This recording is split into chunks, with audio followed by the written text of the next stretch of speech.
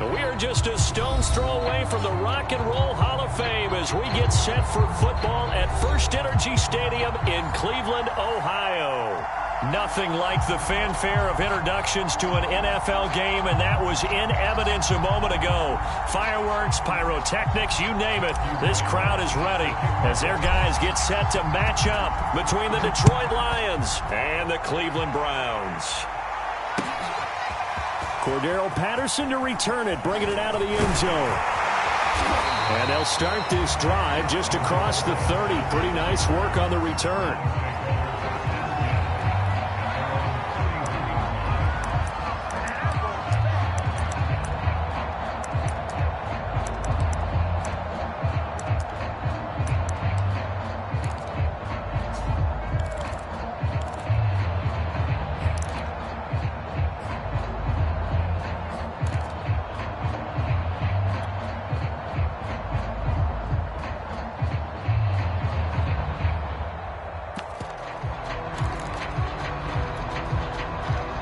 Line of scrimmage, the 31 now on 1st and 10. They'll run. This is Jonathan Taylor. And he'll work this one up to about the 38. A good run there on 1st down, and it'll leave them with a 2nd and 2.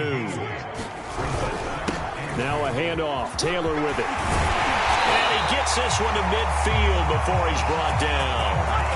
That'll move the sticks for the Browns, a gain of 12. That's the type of run that Jonathan Taylor gives you so often, and you just can't take it for granted. He finds a way to get those extra yards. The third running back taken in the 2020 draft, but he had the best numbers by far of any of them. 1,169 yards, third most in the NFL, and by the last quarter of the season, he ranked among the best runners in the league. On 2nd down, it's Taylor, and that play will go nowhere, losing yardage back near midfield at the 49.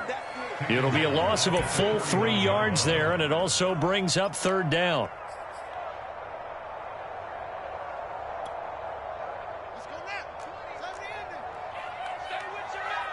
Check, check, lucky, lucky, lucky. Tight go, touch go.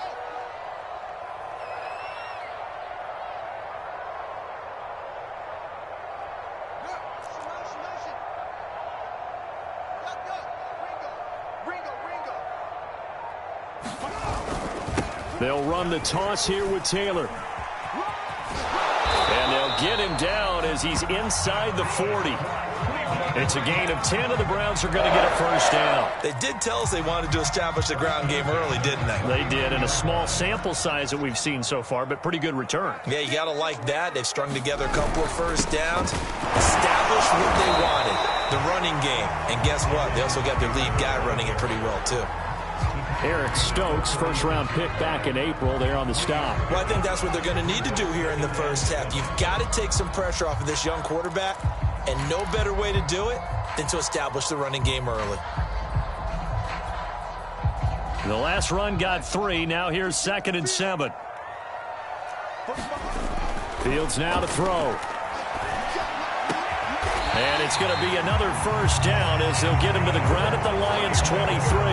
13 yards to pick up there. Good for a Cleveland 1st. Justin Fields at quarterback gets the completion there. CD, what do you think the key is to stopping this talented former Buckeye? Pressure, pressure, pressure. Rookie quarterbacks have to survive the initiation of the pressure of the NFL. Now, his athleticism can scare you a little bit because if he evades it, he can go a long way. But in the beginning, you want his eyes to go to the rush, not downfield. So bring those extra guys and see if he can handle it.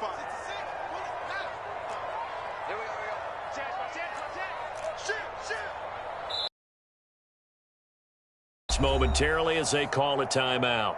They'll have 2 remaining as we step aside here in this 1st quarter. 2nd and 9.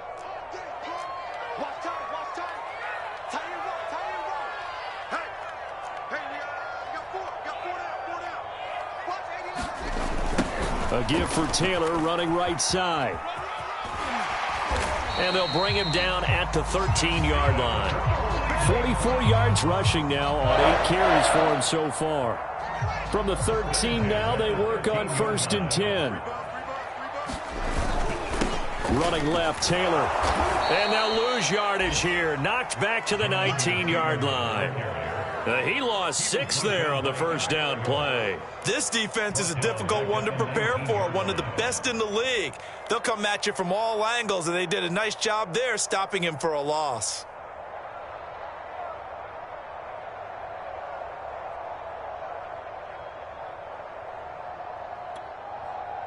So a nightmare start to the drive as they're already staring at 2nd and long. Fields. And this is caught. Touchdown, Cleveland. Kyle Juszczyk, his first touchdown on the year. And the Browns take it right down the field and score on the opening drive. Looking sharp on that first drive. These guys, of course, coming off back-to-back victories, and you see that kind of advancing into this game, don't you? You certainly do, and when you have a team that doesn't get too full of itself, even though they've won 2 games in a row, you get the end result that we saw there, that nice opening drive, because they're sharp, they're focused, and they're locked into everything that they're doing. Out of his end zone comes Andy Isabella. And he'll be dropped at the 21-yard line. So bringing it out of the end zone proves not a good decision. Loses him about 4 yards.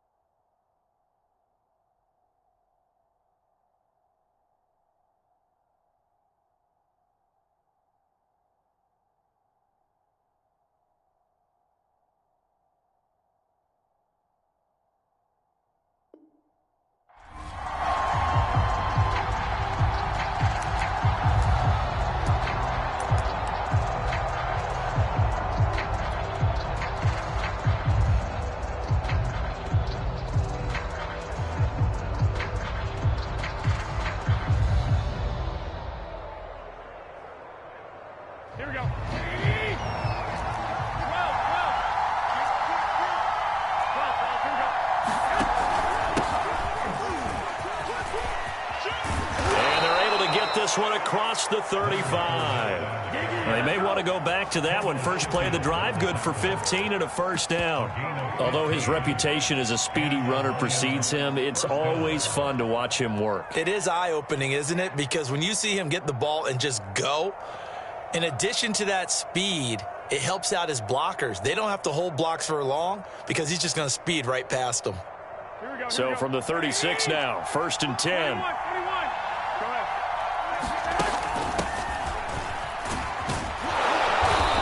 Across the 43 extra yards to the 43. A solid run on first down. Gain of 7 leaves them with a 2nd and 3.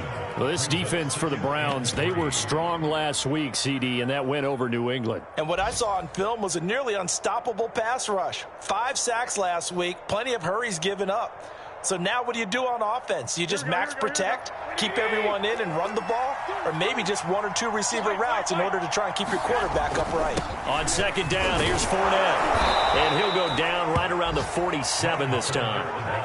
4 yards the pickup, 1st down. So, CD, you talk about this football team. Some of the whispers and reports, the social media posts, they hint at a locker room that's splintered, badly splintered. There was talk earlier, some guys might walk away entirely. But that hasn't happened, however, at least to this point. No, and sometimes some of that talk is just that. Talk. I mean, guys often say, that's it, I'm out of here. And then they realize, I'm not ready to retire yet. What am I going to do now? And they're really ready to come back and dive back in. In fact, we've got guys who are wearing gold jackets in the Hall of Fame. They talked about retirement the last 6-7 years of their careers, so that's not always real. And sometimes you just have to go ahead and ride it out. And this is an opportunity now for everyone in this locker room to move forward. So after the loss of a yard, they'll look to push forward here on 2nd down and 11. A shotgun give to Fournette. And they'll work this down to the 40-yard line. Tackled there. 15 yards for the Lions there on a 1st down. You were telling me this yesterday. That's exactly what they want to do on the opening drive, establish the ground game. Yeah, remember our conversation? We were talking about what one of the GMs in the league has told me repeatedly. It's a big man's game, and it's not necessarily size. He's talking about playing some big boy football. Line up, get leverage, knock people back, and establish the run early. And he gets this one inside the 15, just a yard or two shy of the 10. 61 yards rushing for him as he's got the afternoon off to a great start.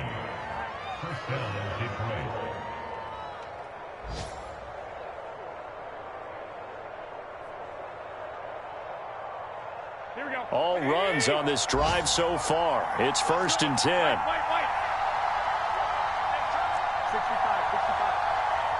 Hey, gun.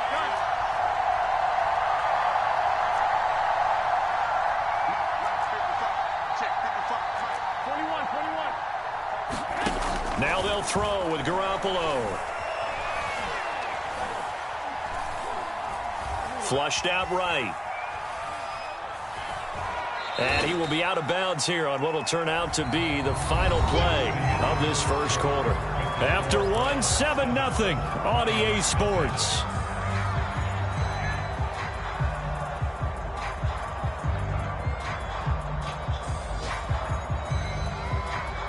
It's 2nd and 7 from the 9.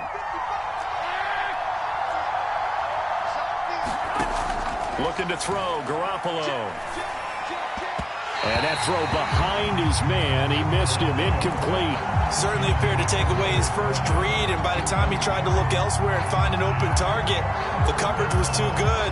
That one falls incomplete.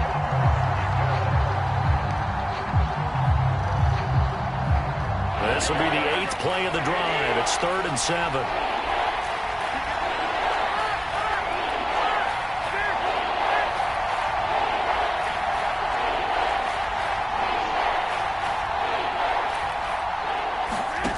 Throwing now is Garoppolo.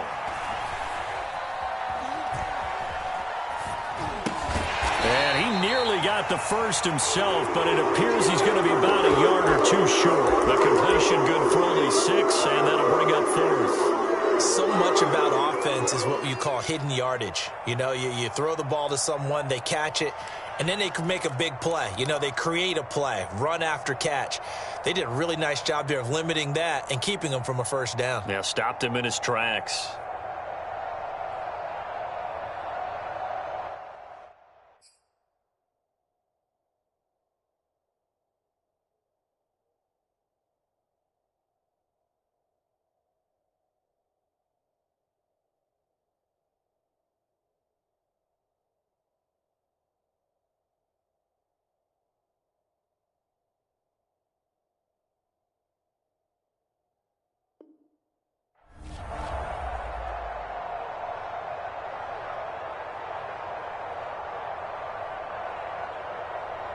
So the snap will come from the 3, but remember, they don't need the touchdown. They can get the 1st down if they get a yard, and the ball gets to the 2. 13.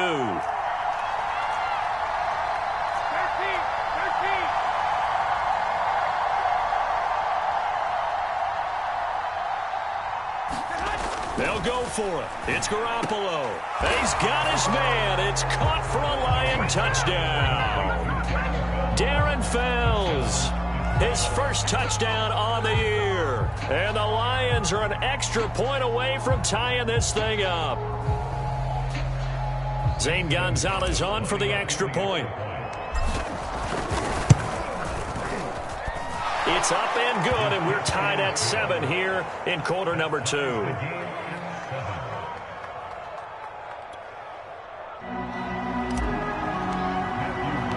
Each team's had it. Each team has scored. 7-7 here as the kick's away. And a fair catch signaled for and taken successfully.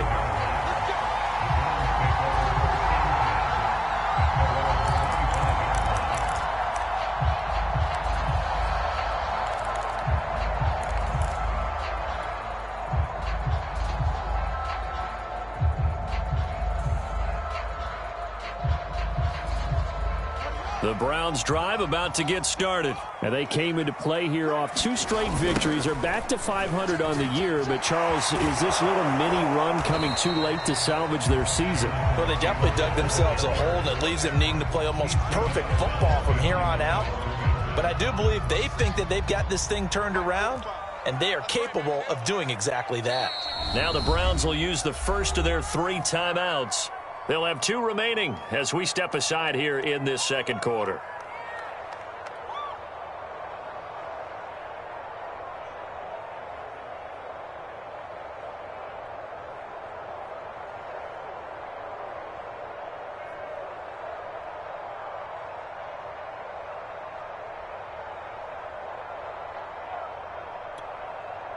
Second and 11 now. Here's Fields. He'll drop this down to Taylor. 4 yards on the pickup, and that'll make it 3rd down. That might feel like a little bit of a lost opportunity there for the offense because the defense brought pressure that time. And sometimes against that, you can get out to your running back, and it could turn into a big gain downfield. But what a nice job they did getting to him quickly. Gets through, and now an opening. And he is able to take this way down into Detroit territory. The thing that hurt on that play, the missed tackle, that allowed the extra yardage. It's a matchup game in the NFL. You get the guy that you want isolated, have him miss a tackle, and off you go.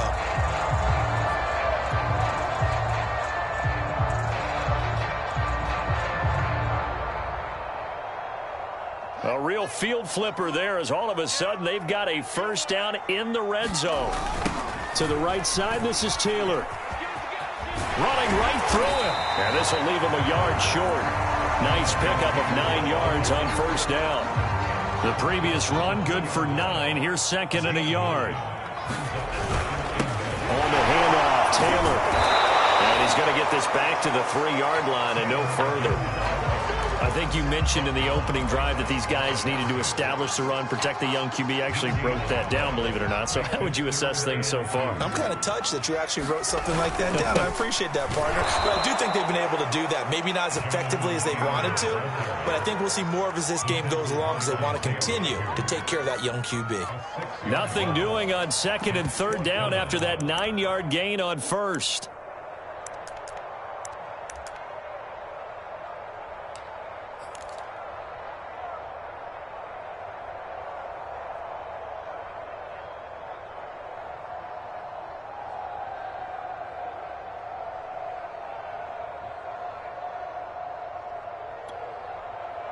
So here we go. The offense is going to stay out there. They're going for it on 4th and 8.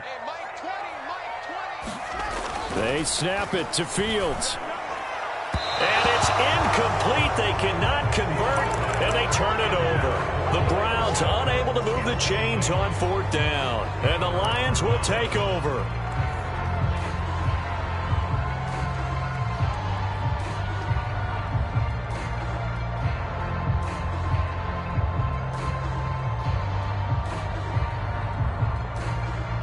Lions offense ready to kick off their next drive. And, you know, certainly a lot of football left to play. We're not into December yet, but right now where we stand, they're in first place in their division, looking really good and looking to be a threat come January. And are you one of those early holiday shoppers, partner? Are you one of those guys get your list done? Because I think about what every team has on their holiday shopping list right now.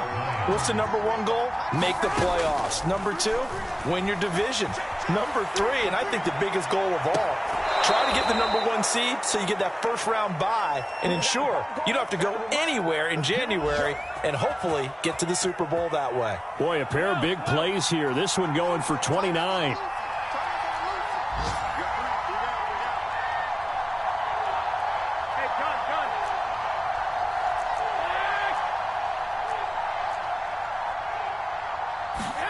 Garoppolo now, first down throw. It's caught on the right side at Smith.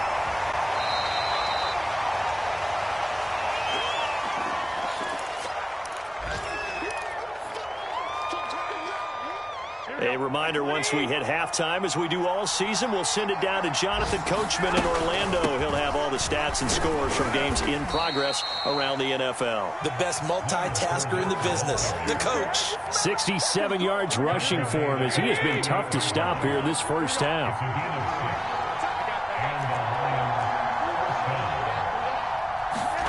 Throwing on first is Garoppolo. Looking deep for Julio. Jones goes diving, and he's got it. It's a gain of 35. Every defensive staff harps on limiting explosive plays. Job not so well done there. Yeah, they talk about it all the time. A lot harder to stop, though, isn't it? And when you think of an explosive play, most offensive staffs define them as passes of 20 or more yards and runs of 15 or more yards. They went zooming past that number there. They'll try to punch it in with Fournette, and he'll get into the end zone. Touchdown, Detroit. Leonard Fournette with touchdown number 7 on the year. And the Lions have taken the lead. Gonzalez able to tack on the PAT, and that makes the score 14-7.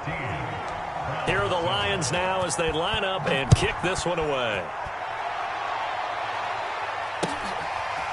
Cordero Patterson to return it, bringing it out of the end zone. And only able to get this to the 19, so probably should have opted for the touchback.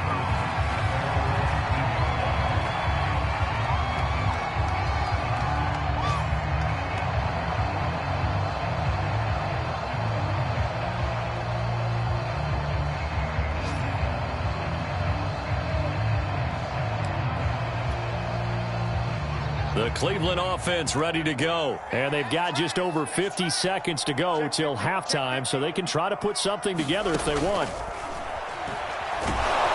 Now the pressure comes, and he goes down. Just inside the 10, back at the 9. Well, competition comes up in so many different ways. And right now, this unit, their competition is who's going to get to the quarterback the most times. How about 5 sacks last week? We just saw their first one of this game.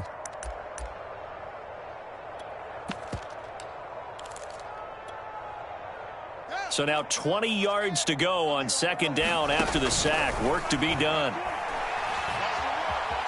Steps away to his left. Room past the 20. And he will slide down with a good gain.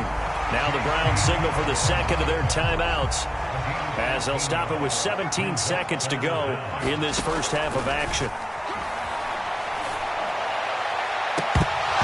And that ball incomplete, nearly intercepted. Took a chance with that one. It'll lead to a 4th down. They went with the dime look that time on defense, just flooded the field with defensive backs, blanketed everyone, took away all the passing angles, thus the incompletion. They only punted twice in the win last week as he gets this one away. Here's Smith to return it.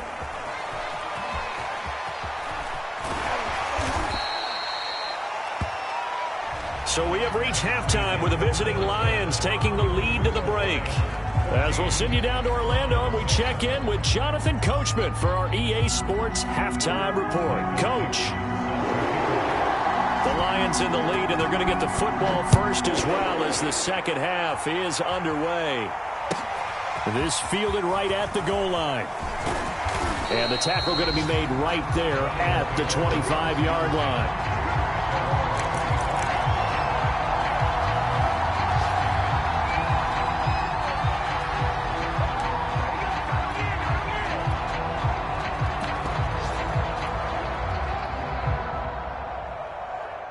The Lions offense ready to kick off their next drive. And they've got the lead, CD. What do you expect from them in the second half? Well, I like what they were able to do on the ground in the first half because they had a lot of success running the ball, and I certainly think we'll see more of that. But I'd keep an eye on that defense, and I think their coaches up in the box will do the exact same thing. If they start to see 1 or 2 guys start to creep towards the line of scrimmage, that'll be licensed to take some shots downfield. Cohen gets it again on second. They'll only get a couple up to about the 30. Brandon, we talk all the time about those hybrid players, guys who can do more than one thing. And I think if you're playing strong safety in the NFL today, you are a true hybrid. Part linebacker, part tougher guy. And coming up, sticking his nose in the mess there and making a nice play defensively. Working from the gun, Garoppolo.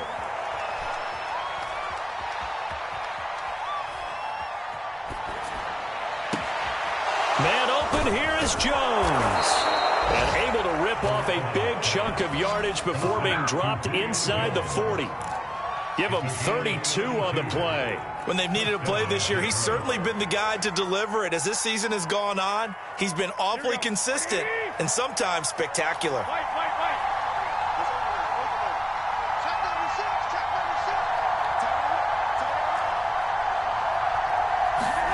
Garoppolo on first down.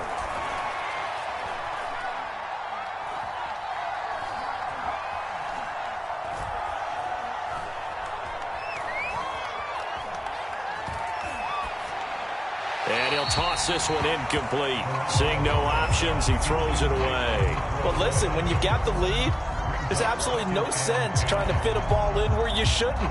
You can see the coaching in his head taking place on that play because he saw he had a receiver in the area. He just put it well over his head, out of harm's way. They'll run on second down with Cohen.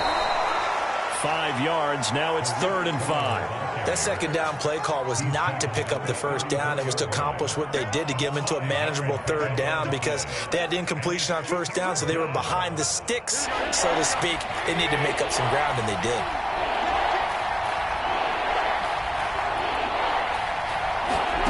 They fake the give. Now Garoppolo looks to throw.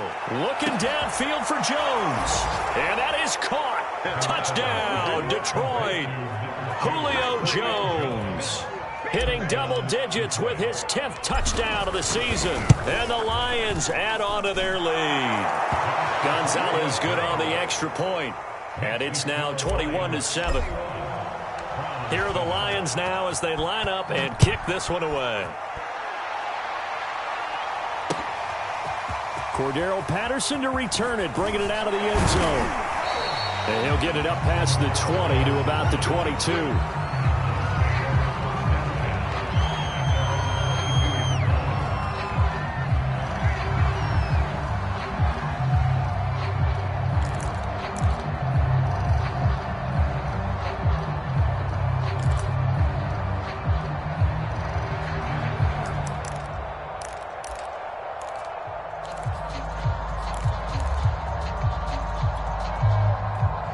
The Browns drive about to get started. And their deficit a little wider than it was at halftime. Does that touchdown a minute ago change the thinking here at all? I think it does, at least a little bit, because now urgency has to start setting in. You can't go out there and go 3 and out and run the risk of falling behind substantially, but you have to do it without pressing, because pressing, that'll lead you into bigger errors. 51 yards on the ground for him now as he's done that on 15 carries.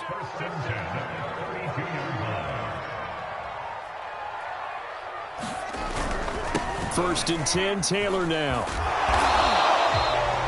Give him a couple on the carry there. 2nd and 8. Oh, that's a real nice job there by the defense in front. They just engaged and held their ground. But how about the guy who made the play? We often talk about whether they take a good first step or not. Many times you just don't take any step. Just get your feet moving, get your body going, and then once he made the read, he was able to make the play. This pass into the hands of the running back, Todd Gurley. And able to break one tackle, but then quickly brought down. But a nice little gain. This offense in desperate need of a conversion as they come up on 3rd down. Buying time to his left. Oh, this will be incomplete. The rush gets home just as he was letting that go. That could have been worse. Instead, it's 4th down. Well, defensively, they haven't let him just sit in the pocket and get comfortable, and that's opposite a lot of game plans in today's NFL. Ordinarily, you're trying to keep the quarterback hemmed in. In this case, they brought the heat, and if he flushes out, they're fine with that, and they force another incompletion. And he's going to have a first down as he's brought down at the 44-yard line. They only needed a few inches, but still some anxious moments there, but they do convert on 4th. The 4th down run successful. Now they look to pay it off on 1st down.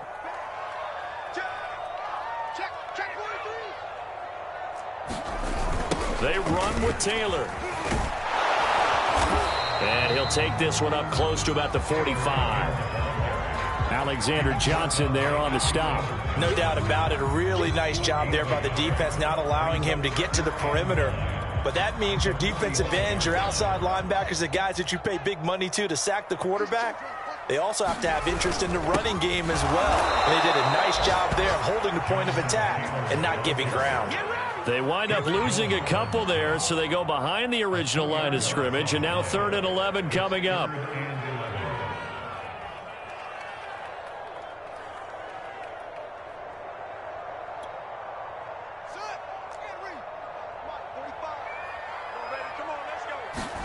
Back to throw, Fields. Being chased out left. And he's left with no option here but to throw it away. The passing windows are just not there. That's just another example of how great this defense has been all game long. And that's exactly what a top 10 defense can do. They can really change the game tempo and frustrate you as you try to execute offensively. Still just the third quarter, but they've got to make something happen. I think they know that. They're going for it on 4th. Into a double team, and it's intercepted. Picked off at the 48. And what a return as he brings this one all the way back to the 25-yard line. So this is something we didn't see at all from this offense in the victory last week. That's a turnover. They didn't have any, but giving the ball away here in the opening quarter. I love the surprise in your voice because it's exactly what you stated. Didn't see it last week, but it was a key to their win. And it'll be a key to this game as well, protecting the football. Didn't get it done there.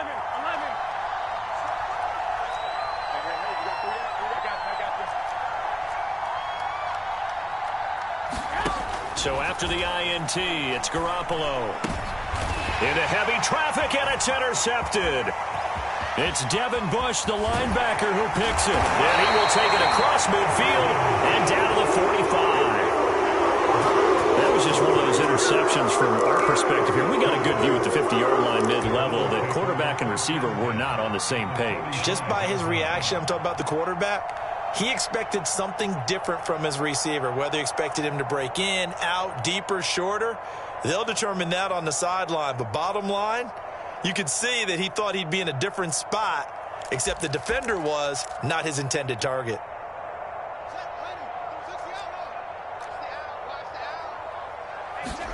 Trying to shake off the interception. He'll look to throw. He's got his pass-catching tight end. That's Pitts. 5 yards on the catch there, brings up 2nd down. And let's face it, you can put any Halloween costume on him. You're not going to be able to disguise him because for a tight end of his size, difficult to sneak him anywhere, but that's what they tried to do. Lined up on his right, tried to work his way back to his left, but just a minimal gain as the defense was able to react quickly. And brought down, but not before they're inside the 25. Rookie to rookie on the hook up there, and it's a 1st down.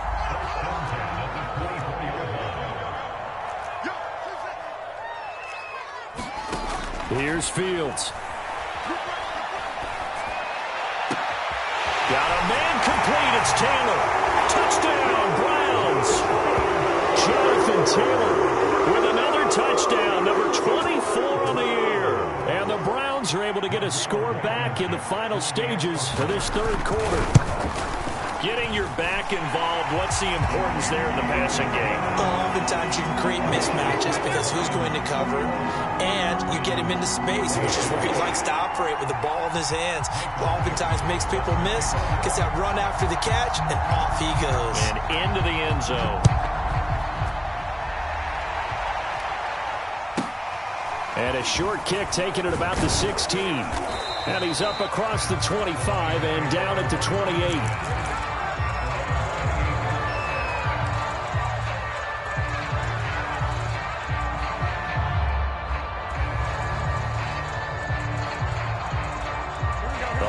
Offense ready to kick off their next drive. And last time, 1-play interception. So this offense, they should be fresh. That's a good way of putting it. And I can't wait to see what they decide to do with play calling, because a 1-play drive where you throw an interception, A lot of people think the very next time out, run the football, don't give them a chance. Maybe play action? I think maybe you go play action, show your quarterback, get a little confidence in it, and let him fling another one. And that is going to do it for this third quarter of action. We'll return with more after this. This is the NFL, and it's on EA Sports. Fournette running out of the gun. And they'll get it up just short of the 45 at the 44. He'll get a dozen there, and the Lions have a first down. No doubt those are the types of carries they're looking for here, Charles. The lead in the fourth quarter. This is when coaches that have a reliable running game, they breathe a little easier on the sideline. Yeah, they love the idea that they can take the air out of the football at this point of the game. That means they're really counting on that offensive line, counting on the runners, taking care of the football. Because you're going to tell your quarterback, hey, no time to be a hero. We're not going to throw it here. Just eat up that clock. And if you have the ball, they can't score. So they'll come up after the gain of 7 on a 2nd and 3. 13. Hey,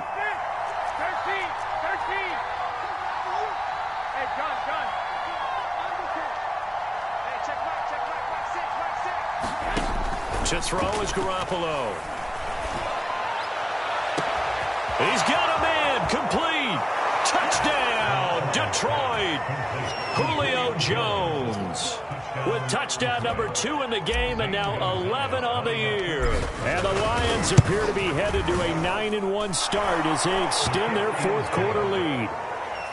Gonzalez able to tack on the PAT, and the lead now up to 14. Here are the Lions now as they line up and kick this one away.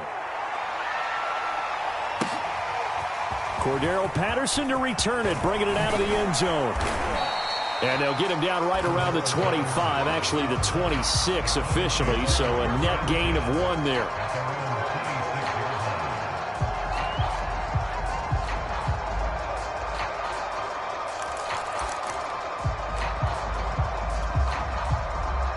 The Cleveland offense ready to go. And for them, a touchdown their last go-around. Obviously, they'll be hoping to do that again. And when you start plotting for this drive, when you start thinking to yourself, okay, what are we going to do? You don't go away from what you did before because that worked, but you have to be prepared for wrinkles and counters because you know they'll make some adjustments. That catch good for only a couple.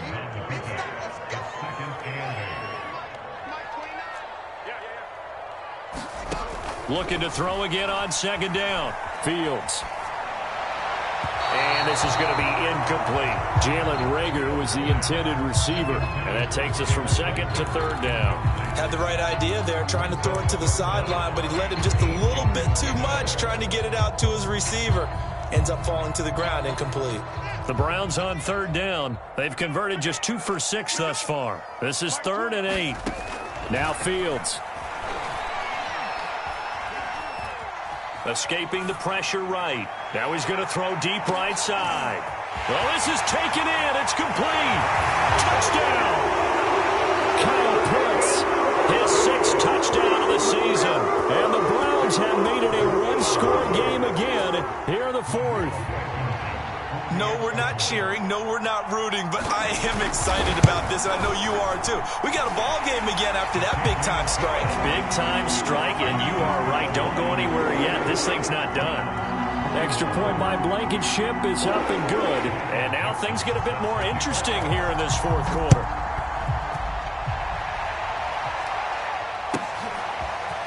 Out of his end zone comes Andy Isabella. And this return will net positive as he gets past the 25 and up to the 27-yard line.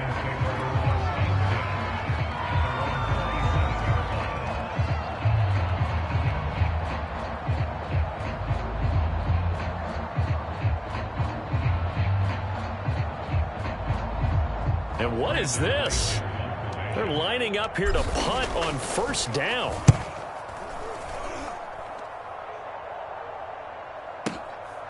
Taking it about the 16. And he'll be out right at the 35. A very good return that time. 18 yards. And the Browns will take over 1st and 10.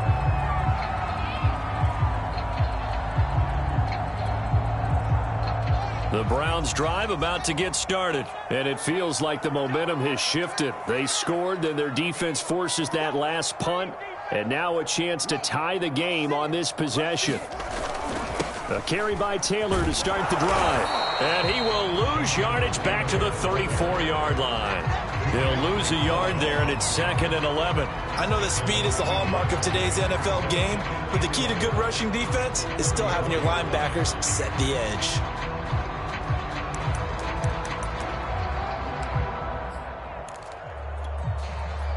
A loss of a yard there to start out. That leads to a 2nd and 11. Now it's Fields. And a big loss here as he's taken down. Caleb Chason. He's the one to get him, and that is sack number 7 for him on the year.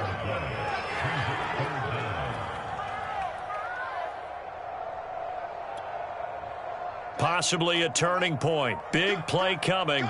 This is 3rd and long. Out of the gun, Fields. That's into a crowd and intercepted. Picked off by the rookie J.C. Horn. And he is not quite going to make it all the way in. They'll mark him down right about the 1-yard line. 3rd and long that time. He was trying to make something happen, but a little too risky. Well, the field tilted on him, and what I mean by that is what you said. 3rd and long, got to push it downfield to try and pick up the first down. Defensive backs live for this situation, and they took advantage of the young man right there. So 1st and goal, 6 points here would go a long way toward wrapping this one up. Fournette is in for a Lions touchdown.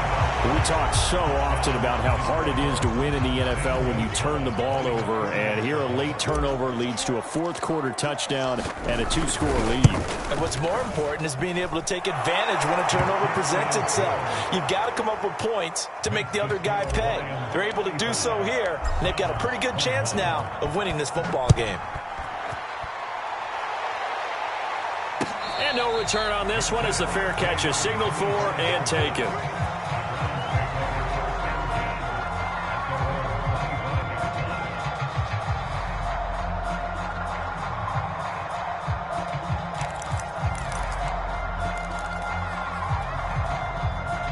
The Cleveland offense ready to go. And following the interception, just any interception, are you a little bit more cautious when you start that next drive, or no, you just throw that out the window? I think you are. I don't think that there's any way you can run back out there and go, totally didn't affect me. Let's just go ahead and be loose with the football again. You're going to take care of it, but you have to be careful about being too cautious because now you can't run any offense at all. Still want to attack. We'll see how they attack them here. They'll break the huddle, come up on 2nd and 8 at the 27-yard line. To throw is Fields. Flush to his right. And that is incomplete. A lot of force bearing down on him there. He could not hang on. It's 3rd down. One thing you hope to see out of a rookie tight end is a real concentration when the ball's in the air, and I'm not sure that he didn't. But he has to be prepared for people making a play on it when that ball's up for grabs. Throwing on 3rd down, Fields. And that's going to be incomplete. The contact there enough to jar that ball free, and it brings up 4th down. That's an excellent job right there on 3rd down. Like any defense, you never want to let them get anything started, and that would have been a 1st down. Instead, you saw the contact on time, no penalty, and before this drive could get wings, it's 4th down. And they're indeed going to go for it here on 4th down. So trailing here in the last quarter, let's see how this plays out. To the sideline, and he's got it. They say the feet are down. Yes, the line judge says they're in. That'll be a 1st down. The time to pull out the stops is now, and they convert there on 4th down.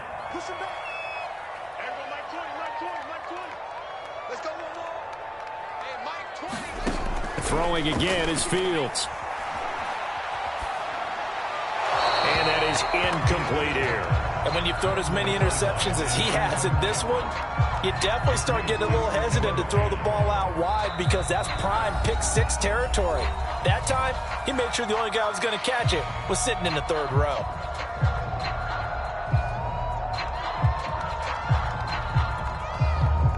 After the incomplete pass, here now is 2nd and 10. They'll stick with the passing game as he looks to throw. Dancing to his left. And he wisely will throw that one away.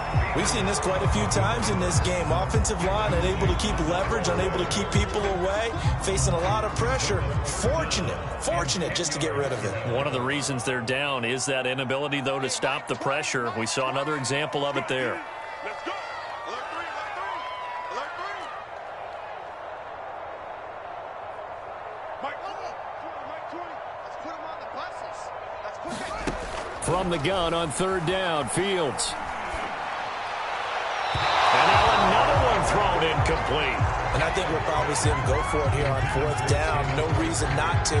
Down a couple of scores, they have to try and make something good happen.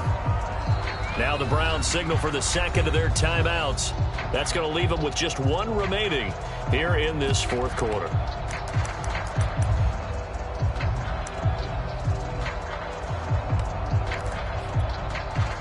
All right, they're going to try and keep hope alive here on 4th down. They're going for it.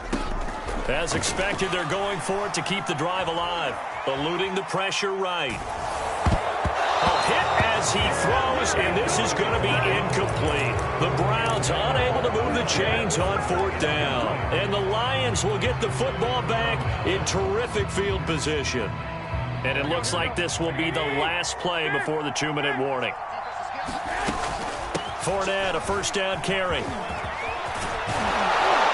And he gets it inside the 35 and just shy of the 30. 2 minutes left to play in this football game here on EA Sports. So the Lions in possession of the football as we welcome you back. And the scoreboard on their side, they're just looking to melt away these final couple of minutes and put this one in the left-hand column. Down to about the 22 here. Just what you want on a 1st down run. Call it 8 yards, and it's 2nd and 2.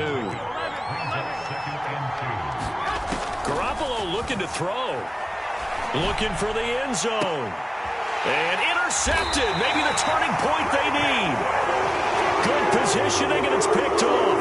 Now with that interception, you feel like we've got a ball game again. Remember, 2-score contest and still time left here in the 4th. And in the old days, not too long gone either.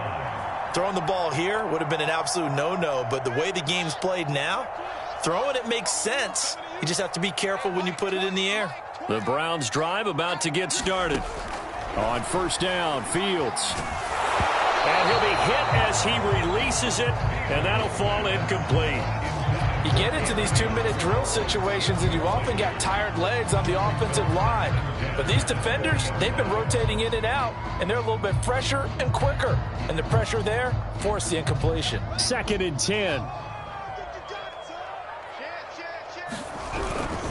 Now we give to Taylor. And he'll fight forward maybe to the line of scrimmage, but that's all. Call it no gain on the run there, and now they'll be looking at a 3rd down. And this is intercepted, and that should do it. Picked off at the 38. And he will bring it back. An interception return for a Lions touchdown. Well, there's just about a minute left in this game, and they're still taking it into the end zone. And you know they could have taken a knee there, but they decided to play this one all the way out. And I think their philosophy is, we're going to give you everything we've got. If we just go ahead and take a knee now, we're actually showing you disrespect that way, like taking pity on you. They're not about to do that to their opponent. Cordero Patterson to return it, bringing it out of the end zone.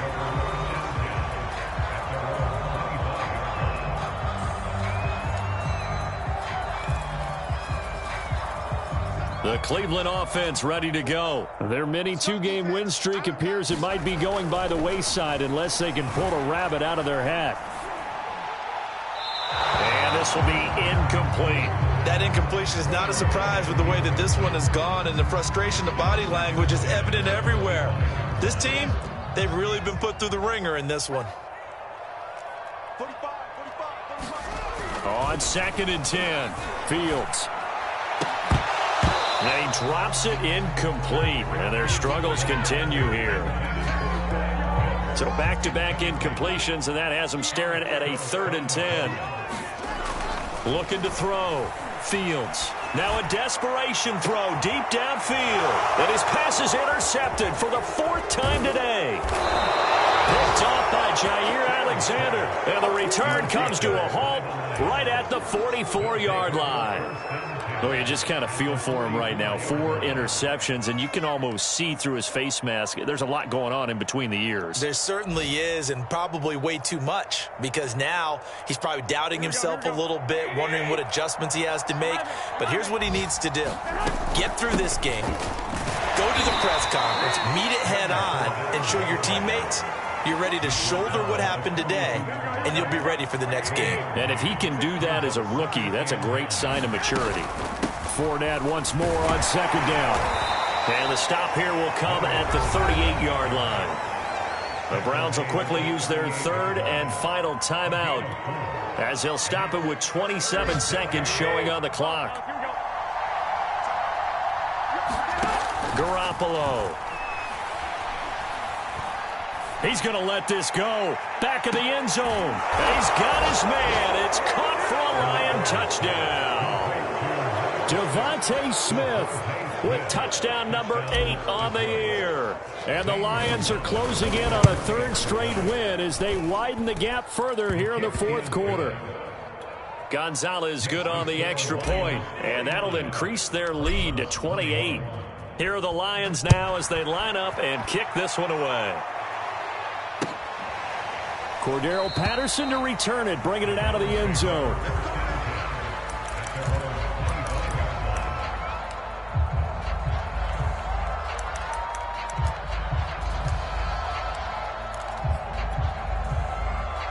The Browns drive about to get started. Let's just be frank. They're playing for pride at this point. That's all that's left, because victory, not a chance now. And I can't wait to see how they actually go about doing it, because there are a lot of people watching the body language of the guys on the field now, and if they call plays they want executed, they need to do that and do it really well.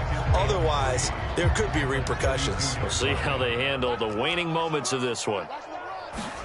To throw again on 2nd down. Fields. That'll be incomplete with 9 seconds now showing on the clock. He was looking to get it to Jonathan Taylor there, and it's 3rd and short. Well, we've talked about it, CD, but it bears repeating. They are struggling to throw the football. All the interceptions and more incompletions. It just doesn't look like things are in sync out there. I would agree with that, and it's not a good day when you feel like an incomplete pass is almost a win for you because it wasn't intercepted. And I think the receivers now, when they're running their route. And a big loss here as he's taken down. K'Lavon Chaisson. Make that now 8 sacks for him on the season. A big offensive explosion help leading them to victory. And the defensive guys, they're just saying, hey, put those points up every week. We'll just keep winning. They will gratefully accept them, won't they? It makes their job that much easier when they're scoring that many points. Allows them to play with a totally different style and a different flow. So for the Lions, the great run they've been on continues as they move to 9-1 now. And now they'll have the short week ahead as they'll host their annual Thanksgiving Day game on Thursday. Meanwhile, for Cleveland, it's starting to look like it won't be their year as they drop to 5-6. And they'll be on the road next week for a matchup with the Baltimore Ravens. And for Charles Davis and our entire crew here at EA Sports, I'm Brandon Gaudin saying so long, everybody.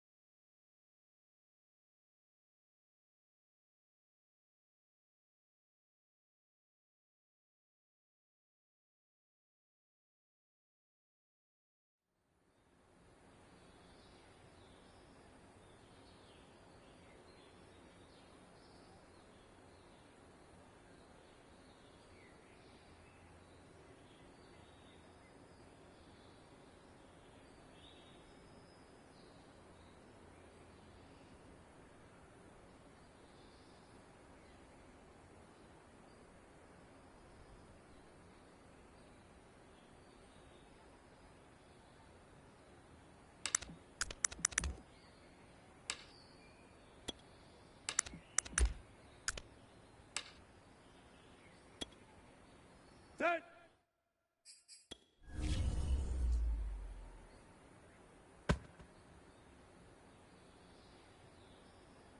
Here we go, here we go. 230. Hurry, hurry, hurry. Tight right, tight right.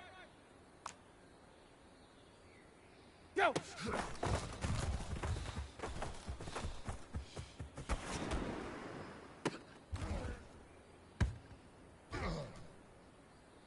Set. Wait. Let's do it.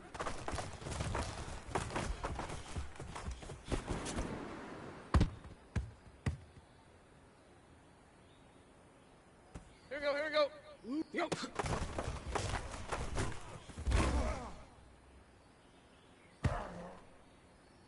Here we go, here we go. Pick up.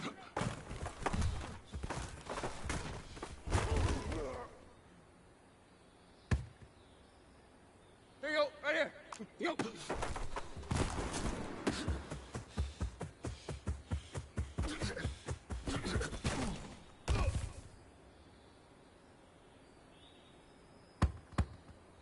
Let's go.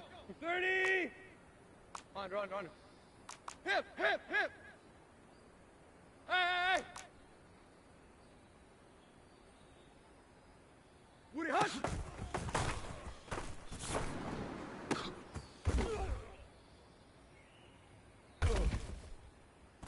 Set. 240. Ready, hunt.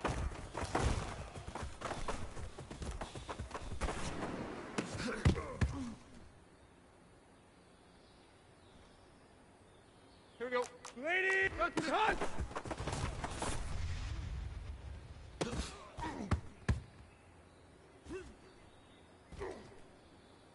Set. Good. 230 hunt.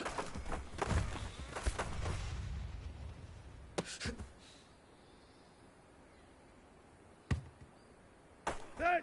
Right 20. Let's be hunt.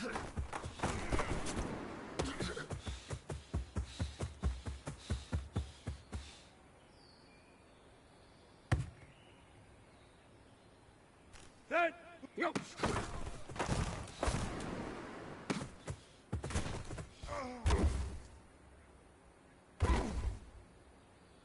Here we go, here we go. Good. Let's be hunt.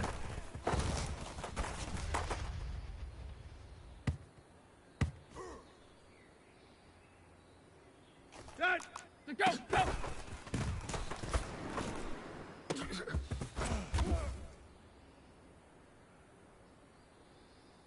Here we go, here we go. Go.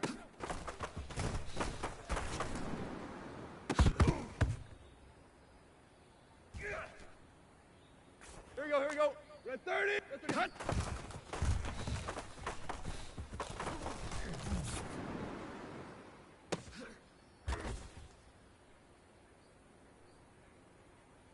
Here you go, right here. Go.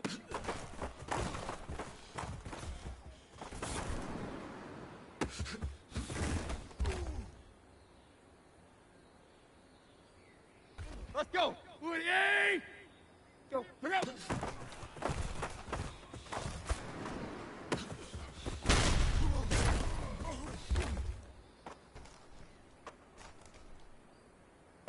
Set. Woody.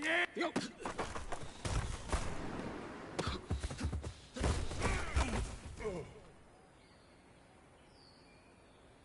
Here we go. Lady. Woody hunt.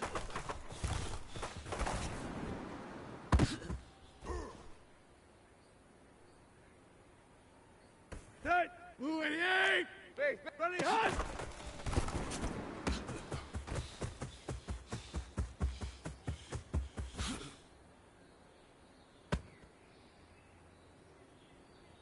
Set. Red 80. Front to the hunt.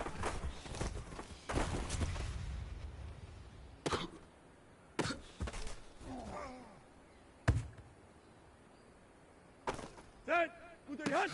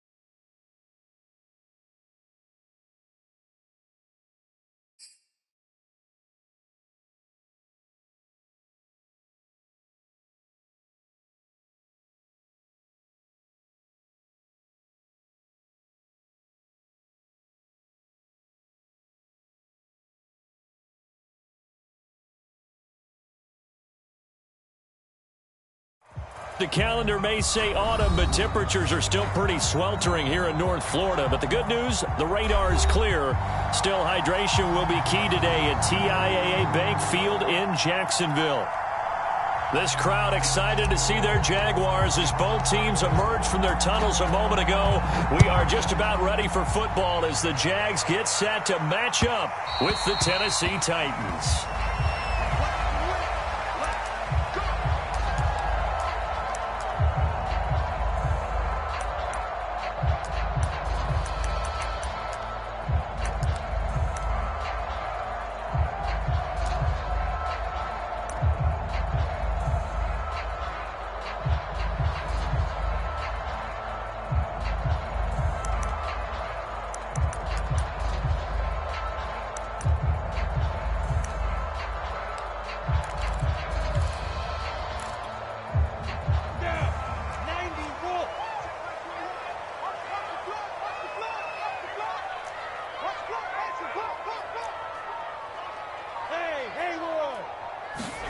On play action, Lawrence. He'll buy some time right. Oh, he's going to air it out right away. And that will be incomplete. Would have been a big hitter if they had connected. Instead, it's second down. Whenever you see a quarterback break contain, just think to yourself, the receivers on that side of the field, their number one job, make sure they get in his sight line so he can try and find someone downfield. Guys on the backside, make sure you don't give up the deep ball. They tried it there. They weren't able to connect. They get 6. That'll leave them with 3rd and 4. And, CD, defensively, you're going against a hot quarterback coming off a 3-touchdown game in their victory a week ago. But what's the big key for them to try to slow him down? You ask all the tough questions, don't you, partner? Because with this guy, if you blitz him, he takes advantage of that man coverage and burns you. But if you bring on those extra DBs, he sits back there and does what he wants. To me, it's going to be those DBs. When they catch the ball, big-time tackles really put it on those receivers. So he fought off the tackle, and that effort gives him the first before he's brought down. 5 yards is the pickup there as that extends this drive.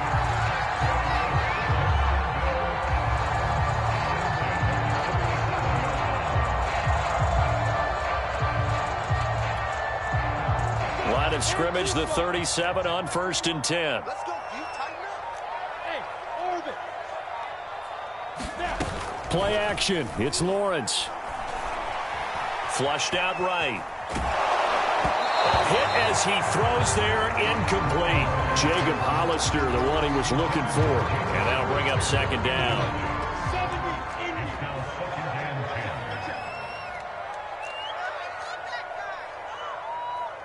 Recon, 132 fighter.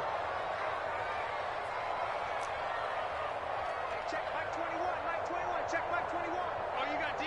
Check 31, check 31. 5.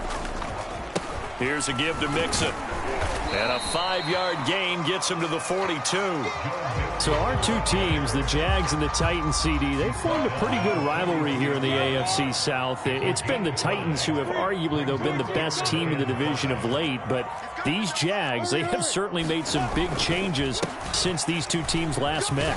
And those changes you're talking about, brand new front office, brand new head coach, young quarterback, I think for sure they're on the right track. And to me, this division has a chance of being one of the more competitive ones over the next few years. There's no team right now that you would say is going to dominate in the foreseeable future. Mixon with a first down carry. And he'll lose yardage here. Back at the 47. Yikes, a 4-yard loss really sets him back now for second down. Clock rolling as we hit the midway point of this first quarter. Off the play fake, here's Lawrence. And his throw's going to be incomplete. DJ Chark, the intended target, and it's third down. Well, this defense for the Titans, they really played well a week ago in that win over the Jets. And one of the key things you always look for when you're evaluating a defense is how opportunistic are they? How many takeaways do they get per game? And this is caught right along the sideline. What a job of keeping the toes in bounds there. Able to convert on 3rd and 14. A terrific play call.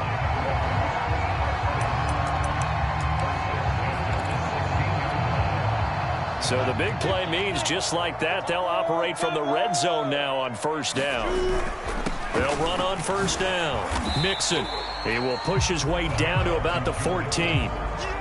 Rashaan Evans out of Alabama had the tackle defensively. The last run got a couple. Here's 2nd and 8. Now it's Mixon running right. And he'll fight his way down right around the 12. Just a 1-yard pickup there, and it's going to make it 3rd down and 6. Vision is so important for the man in the middle because his ability to look through all the clutter that's happening in front of him, diagnose a play, and then go make it and finish it, that's when the great ones know that they have the goods. That'll back them up 2 yards and also bring up 4th. A great job there by this defense. They give up the long drive, but in the end, it looks like they'll force a field goal attempt.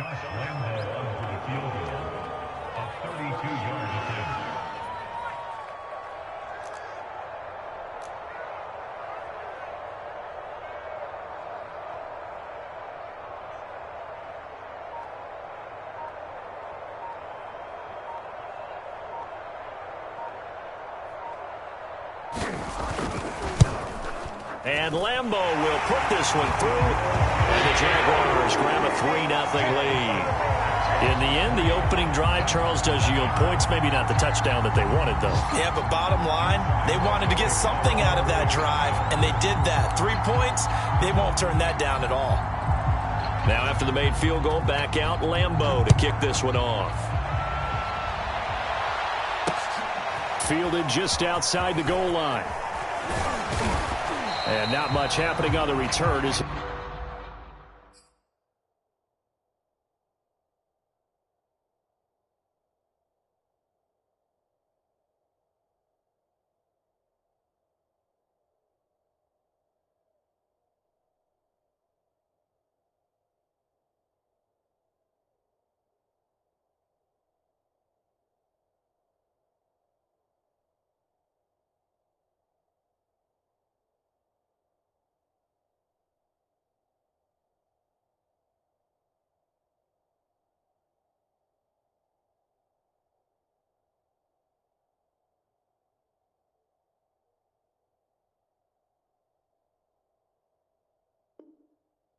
He'll get this to about the 23.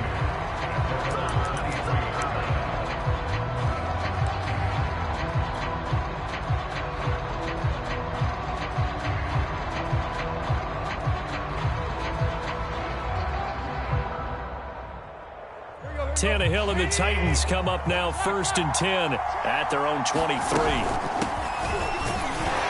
Henry on first down, not finding much running room as he pushes forward for a yard or 2 at most. Well, this defense for the Jags, they were very good in the victory a week ago over Cincinnati. And that's not the half of it. They forced 7 turnovers in that game, and I know we always talk about turnovers coming in bunches once you force the first one. But 7? That seems almost impossible, but we watched it happen.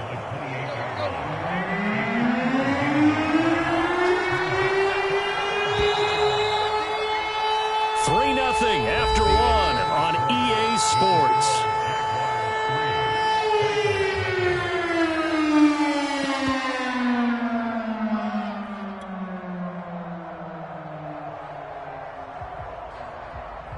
And the Jags with 5 in the secondary now on 3rd down. Tannehill going to turn and give this to Henry. And he's going to have the first down, yardage to the 35. Give him 7 yards on the play as they do pick up the 3rd down conversion. A first down carry for Henry. The broken tackle couldn't create a ton of space. He'll be taken down just beyond the 35-yard line. 2 yards on the carry there. It'll be 2nd down.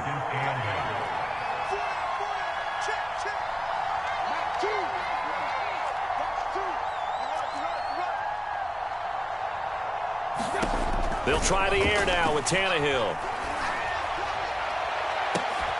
And that's caught inside the 35. Touchdown, Titans. A.J. Brown with touchdown number 8 on the year. And the Titans have taken the lead. Extra point by Ficken, up and good. And that makes it a 7-3 lead.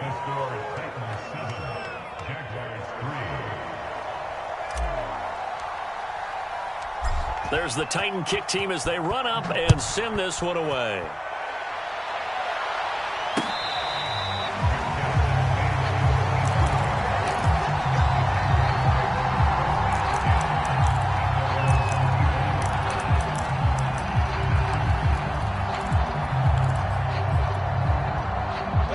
Jacksonville offense set to begin their next drive. And last time able to get 3. It's not what they wanted. They wanted 6, but they got at least something. They mustered something out of the drive. They'll take it. I like the way you've described it. Not ideal, but they'll take it. Anything to put some points on the board. But this time on offense, they don't even want to see the field goal kicker trot on the field. They want that ball in the end zone. Yeah, they'll be going for 6. Back to Mixon on second down. And he's able to take this one up to the 35-yard line. 2 yards, good enough for a first. I know what you're thinking out there. I know a lot of you are thinking, take a shot downfield. It's a great spot for it. I'd say maybe later in the game, definitely in the second half.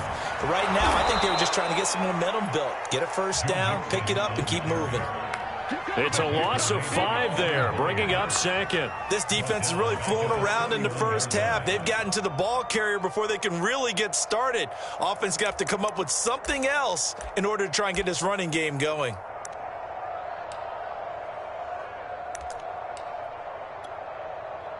Behind the sticks here with a 2nd and 15.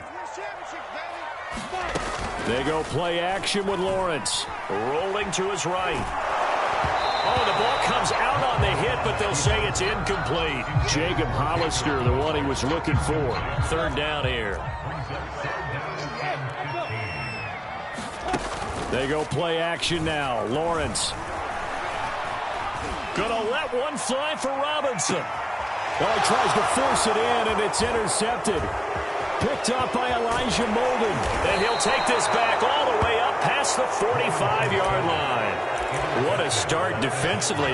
Your offense goes out, gets the touchdown, and then you get the interception. Just perfect. How about the discipline that they showed on defense? Because after the offense scored to go up 7-zip, you would think they might be a little extra aggressive trying to get back at them. Instead, they read their keys well. When they took the shot downfield, they were more than prepared for that one.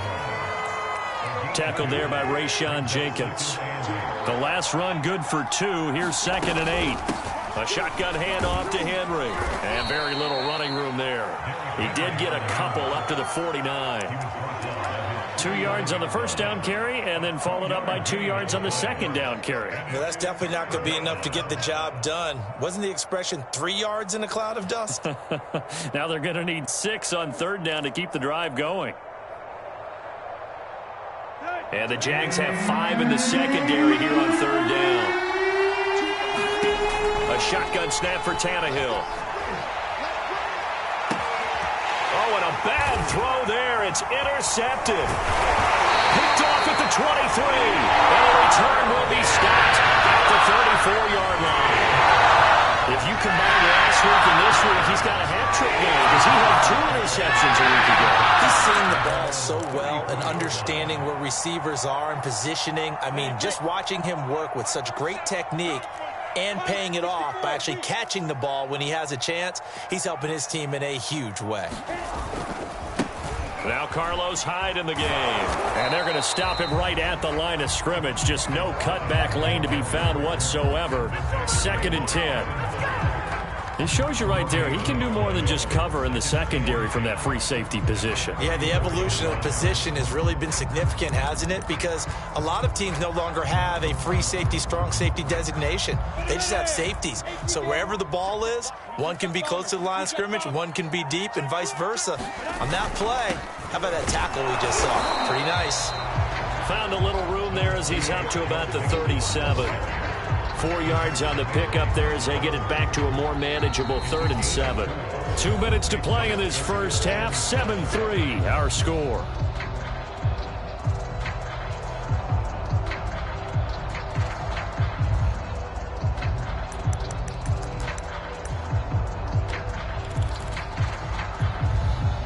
And we'll remind you that coming up at halftime, we'll join Jonathan Coachman and the gang in Orlando. Coach will have stats and scores from the early games going on here around the NFL.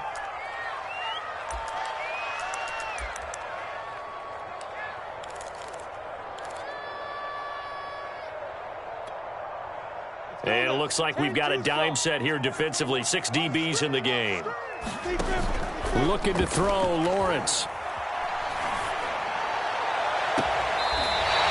And he's going to be out of bounds, but not before he takes it inside the 40. A good pickup there, 26 yards. I know you're trying not to scoreboard watch, but you only got 3 points. You're kind of hoping that type of play there gives you some positive momentum going into the half. Yeah, need to do something to get more than that 3 number that they have on the scoreboard right now. On first down, Mixon. And he's got some space here. And he'll be out of bounds about a half to a full yard shy of the 5. 58 yards rushing on 12 carries for him now. How about that, partner? That's a gutsy run, a physical run, an explosive run, and he's inside the 10-yard line now. I don't know if you hand it to him again on this play, but make the defense think that you will, and maybe you have some options off of it. And he will get this into the end zone for a Jaguar touchdown. Joe Mixon with a lucky number 13 touchdowns now on the year.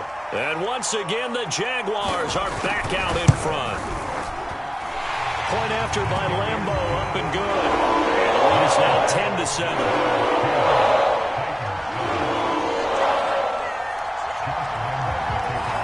And Lambo now, after the touchdown, he'll kick this one away.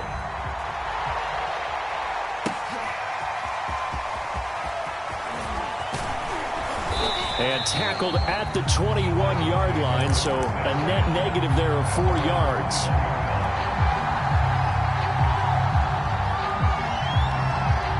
The Titans offense set to begin the drive. And following the interception, we'll see what they can put together on this drive. I hear my old college coach right now. He always used to tell us before every game, the team making the fewest mistakes will win. What they're hoping is that that last mistake is their only one of the game. Coaches, that's all they talk about, turnovers, right? Minimizing those and maximizing opportunities. 9 yards to pick up there, and it's a first down. And we were down on the field watching Henry warm up before the game. He's a big man. No wonder he breaks those tackles. And you remember what I told you when we were watching? It's not all pads. When you get him out of pads and just see him in a regular suit or an outfit, he is a huge human being and a lot faster than what people know. When he gets rolling, he's a lot to bring down.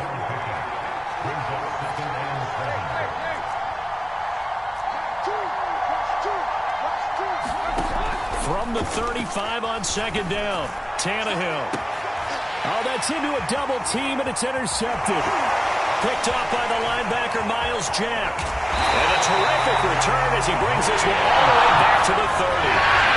An unfortunate sequence there, trying to get points before intermission, but now the interception, and their opponents have a chance to possibly pad their lead. Yeah, they had an opportunity there, and they weren't able to capitalize on it, and that's something that could come back and haunt them later. They're begging their defense now to keep them from scoring before the half ends. So 1st and 10 now from the 30. A handoff to Mixon, and he'll get this one down to about the 27. The Jaguars going to go ahead and use their first timeout as they'll stop it with 17 seconds to go in this first half of action.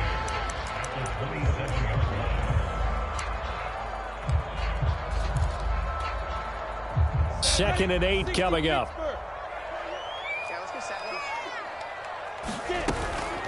Out of the shotgun, they run with Mixon. Call it a gain of 5 there on the run, but they'll remain a yard or two short here with third down coming up.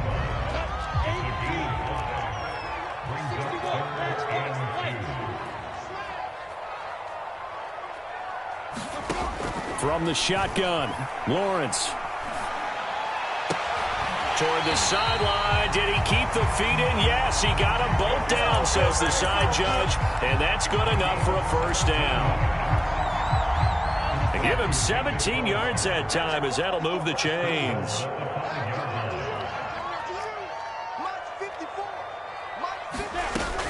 They'll give it to Mixon. And he'll take this one in for a Jags touchdown. Joe Mixon. In the final seconds of the first half. And the Jags will extend their lead here just before halftime. Extra point tacked on by Lambo. And his guys will take a 10-point lead.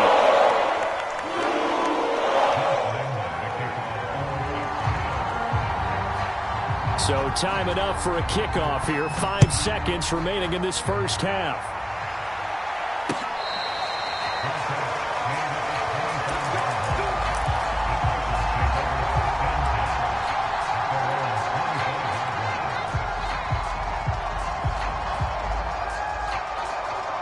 The Titans offense set to begin the drive. And with 5 seconds to go, this will likely be our final play.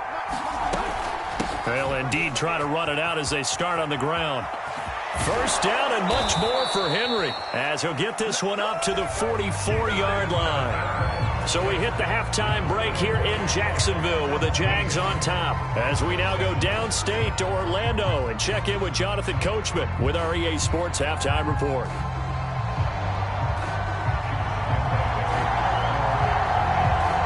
The Titans going to get the ball to start the second half, and they trail here as we get back to it on EA Sports.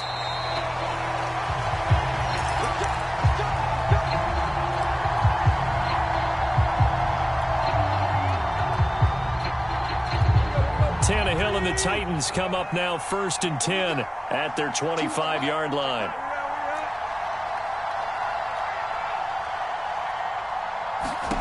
From the gun, here's Tannehill.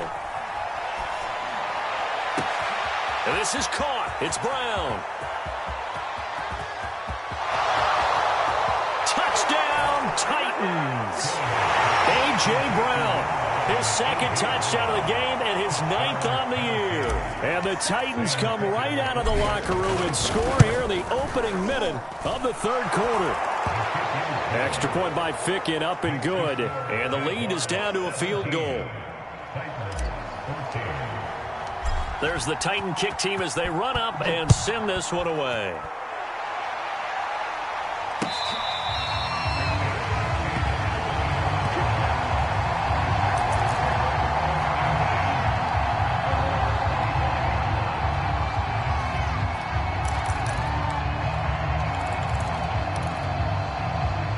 Jaguars come to the line to start their next drive. And maybe some renewed pressure on this unit following the touchdown a moment ago. It's back to a one-score game.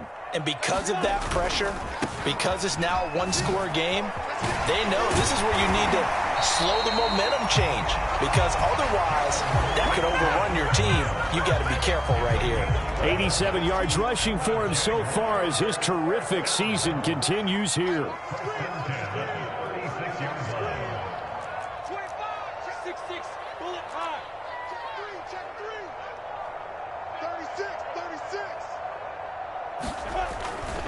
Now Joe Mixon. Kevin Byard up to make the tackle. They've called his number a lot this afternoon. You wonder how much tread is left on those tires. We certainly do, but I always think back to one of my favorite coaches in the NFL. And he used to have a meeting with his running backs every year in the offseason and say, look, as many times as you're going to carry the ball, you should be able to carry it one more time, so make sure you get in shape. Officially nothing on that last run. They'll try again 2nd and 10. Now Lawrence. Escaping the pressure right. And he takes a shot on the release as this will be incomplete. Jacob Hollister, the one he was looking for. And now it's 3rd down. Oh, that's got to frustrate him a little bit because they nearly got to him there, and it would have been the first sack of the game. Instead, they're able to influence the release, and they did force the incomplete pass.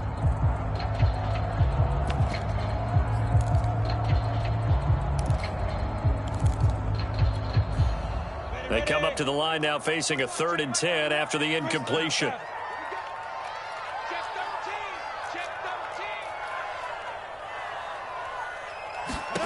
Here's Lawrence to throw. And that is incomplete. Oh, he had a defender right there with him to force that to the ground.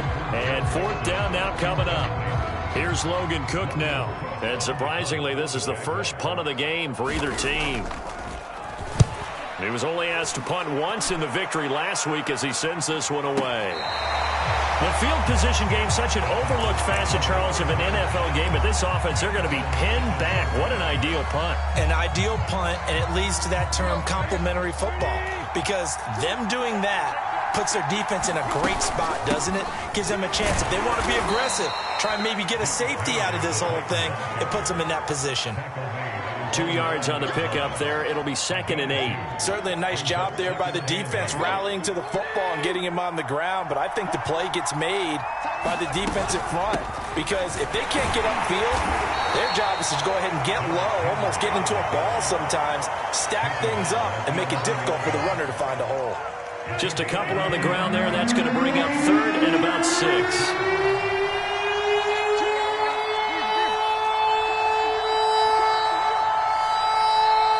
Jags defense deciding to call a timeout. It's just their first, so 2 remaining as they burn one here in this 3rd quarter.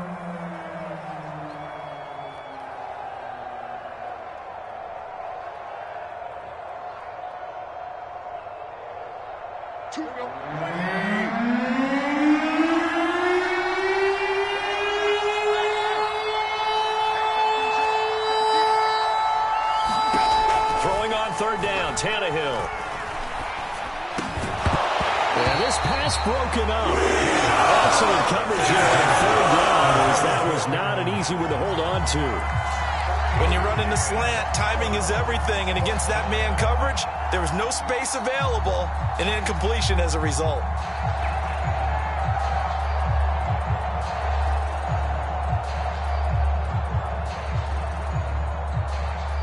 Tannehill staying out there. They're going to go on 4th down.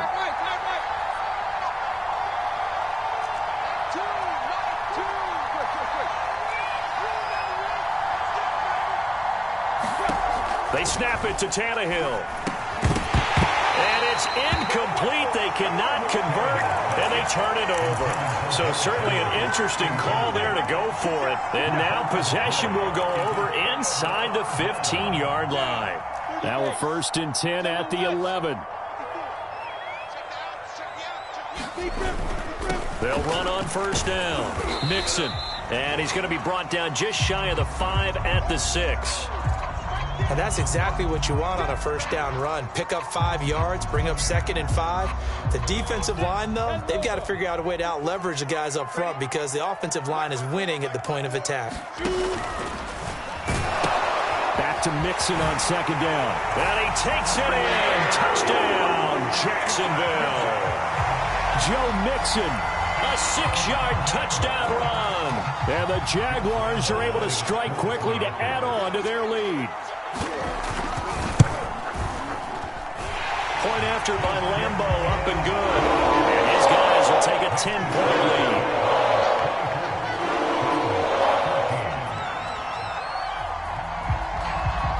And Lambo now, after the touchdown, he'll kick this one away. Cameron Batson now from his end zone. And he's able to get this across the 20, but not by much, as he's marked down officially at the 21.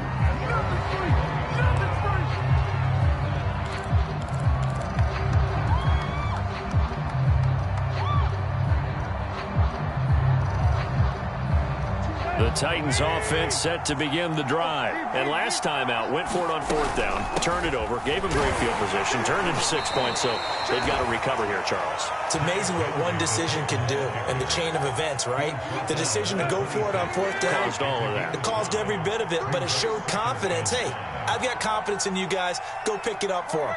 Didn't happen. Also showed confidence in the defense. They didn't pick up their end of the bargain, so now they've got to come back out and start over and rebuild that confidence. Now this throw caught left side. And all the way down to the 22-yard line. Well, partner, I'm not sure how this drive's going to end, but how about the way they flip field position there? A nice attacking play. They picked up a heck of a chunk of yardage.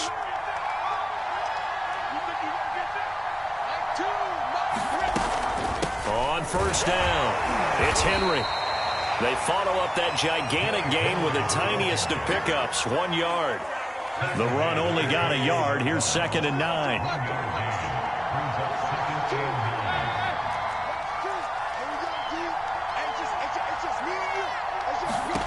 Now Tannehill.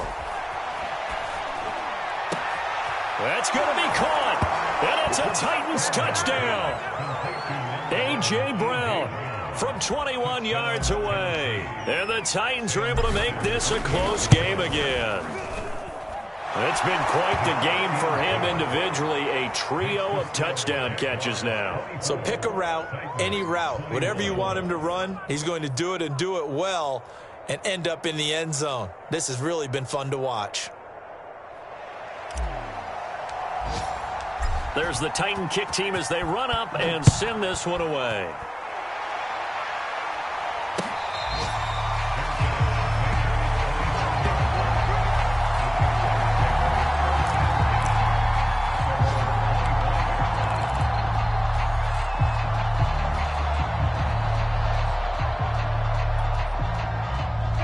Jacksonville offense set to begin their next drive. Pretty important third quarter drive for them. Momentum has sort of shifted the other direction after that last touchdown as they nurse this small lead. And not much to speak of. Call it a 1-yard gain up to the 26. The tackle was by the Boston College product Harold Landry.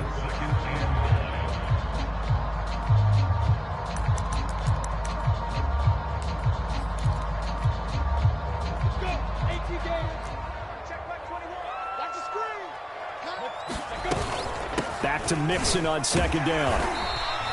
105 yards for him on the ground now as he has been terrific here this afternoon. A dime look defensively here for the Titans on third. They give to Mixon to try to pick it up.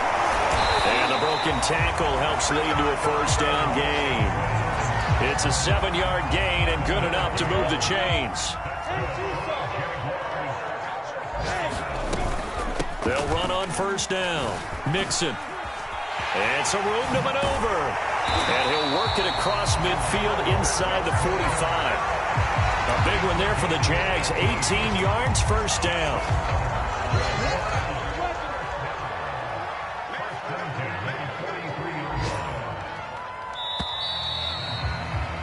And they're not going to get to the line to run another play. So we will switch ends as the third quarter has come to a close. We'll return with more after this break. You're watching the NFL on EA Sports. And they'll throw on first down with Lawrence. Nothing on that one. It'll be second down. Well, that was a simple throw and catch, but even with that completion, 0 yards gained, so they're behind schedule on down and distance. I think they were hoping to get it to him. He could make a man or two miss, but that window closed quickly. On second down, here's Mixon. 4 yards on the pickup there as they get it back to a more manageable 3rd and 7. The recipe's pretty simple, I think, right? Just give your superstar the ball, continue to feed him. Yeah, don't overthink this one, right? Make sure he's touching the football, but you're also counting on his intelligence in playing the game as well. If it's not there, don't force the run. Just make sure you hang on to the football and keep the clock ticking.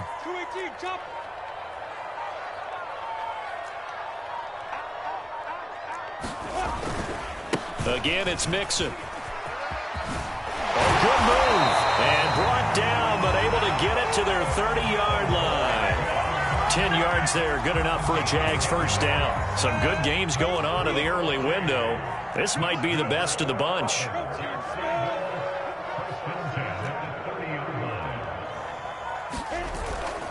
On first down, Mixon. And he'll take this inside the 30 to about the 29, maybe the 28-yard line. Give him a couple on the carry there, 2nd and 8. He's had success on this drive, but not on this play. Finally, they bowed up defensively. I think they were determined not to let him take it pretty much all the way down the field. Yeah, it looks like they handled their run responsibilities correctly this time. What we call them run fits, everyone was in the right place.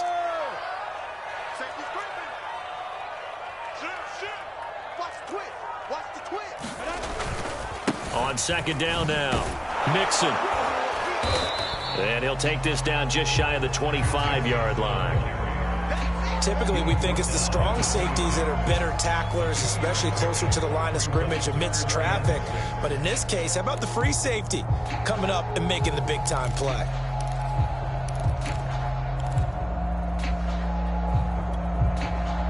So they need 6 yards here on third down. They're 2 for 2 on third down tries so far on this drive. The Titans going to use the first of their timeouts. That'll leave him with 2 remaining. We'll be back after this. On 3rd down, Lawrence. They'll roll him out right. That's caught by Hollister. And he will have a Jaguars 1st down as they're able to get the 3rd down conversion. Give him 10 yards there as this offense is on a roll. This drive continues to plunge forward. They'll run on 1st down. Nixon. And they get to him quickly here as he's stopped right around the 13. Able to stay in bounds, so the clock keeps rolling. And this defense right now backed up in the red zone. Another touchdown, it's over. They've got to stand tall quickly. Been in this spot before. Now there's a little bit of desperation creeping in. And all you're doing when you're talking to your defensive teammates is... Now look at this. They get the turnover they needed. It's intercepted. Picked up by Dane Cruikshank. A young quarterback, Charles, rolling to his right. And I know he's right-handed, but is that one that maybe a veteran sticks in his pocket? I think so, but you have to remember with young quarterbacks, it may take a few years before they get all the stuff out of them that they did earlier in their career or even in their college days when they were used to being dominant. In this case, the NFL veteran defense ended up winning the battle. And the 2015 first-round pick, Malcolm Brown, brings him down. Evans gets it again on 2nd down. And he'll be hit and dropped for a loss at the 5-yard line. Now they're going to be dealing with a 3rd and 7. Is that one officially a loss of 1?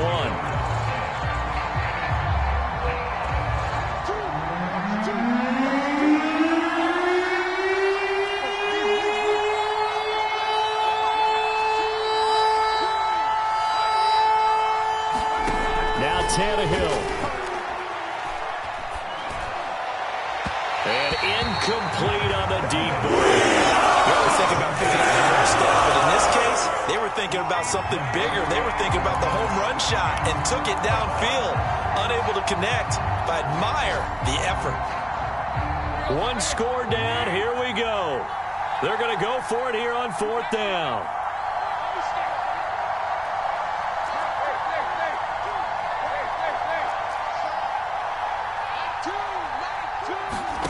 Desperation time for Tannehill on 4th down. And that's complete to Brown. And he is out of bounds, able to get it across the 20-yard line. They keep the game alive, at least for the moment, as it's a 1st down. Here's Tannehill. This will be caught once again by Brown. And they're going to get this beyond the 40 before he's taken down. Back-to-back receptions for him, and it's another 1st down. Tannehill. Flush to his right. He's going to let it fly. And that is caught on the right sideline, but out of bounds, says the line judge. The throw took him a little too far. It's 2nd down. Ball on the 42 as they come up 2nd and 10. Running from the gun with Henry. And taking it across midfield and inside the 45. Now Tennessee going to use the 2nd of their timeouts, as they'll stop it with just over 40 seconds to go in the game.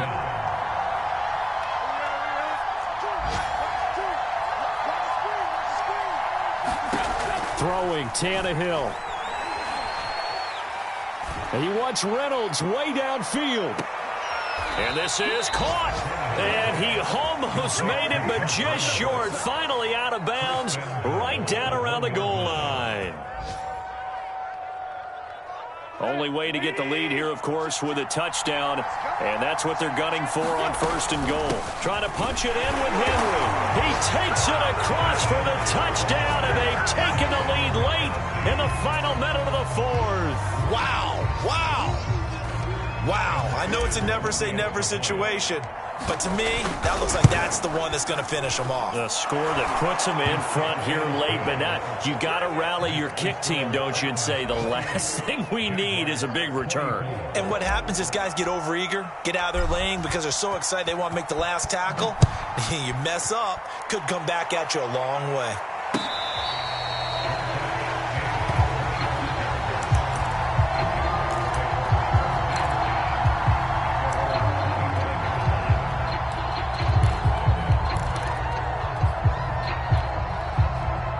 Jaguars come to the line to start their next drive. One possession game. Time very much a factor. How does the offense handle this situation? Well, in a lot of cases, they should be somewhat relaxed. And I know that's counterintuitive because this is a pressure situation. But this is Friday practice every week of the season. You go over this situation, having to go downfield, limited time. And, a crusher there as it's intercepted. Picked by Kevin Byard. Certainly not what he was hoping for, Charles. That's now 3 interceptions in this ball game. But there's a lot of knowledge to be gleaned every time you throw an interception if you do things the right way. And hasn't there been a pretty darn good quarterback along the way who threw a lot of interceptions early, learned from them, and became great?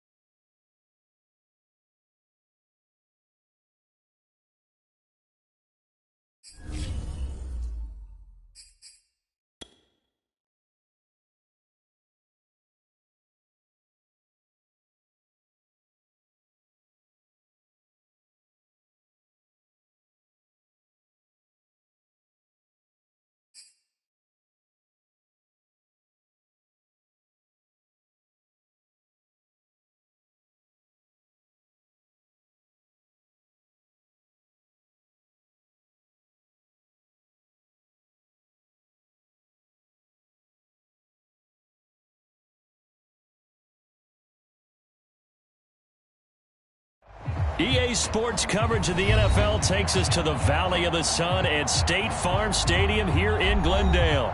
The scene a few moments ago, here it is. It's unlike any other in sport as both teams made their way out of the tunnel. These folks are fired up as their guys are ready to do battle between the Minnesota Vikings and the Arizona Cardinals. This will be brought out from the middle of the end zone. And no run back here, so they'll bring it out to the 25.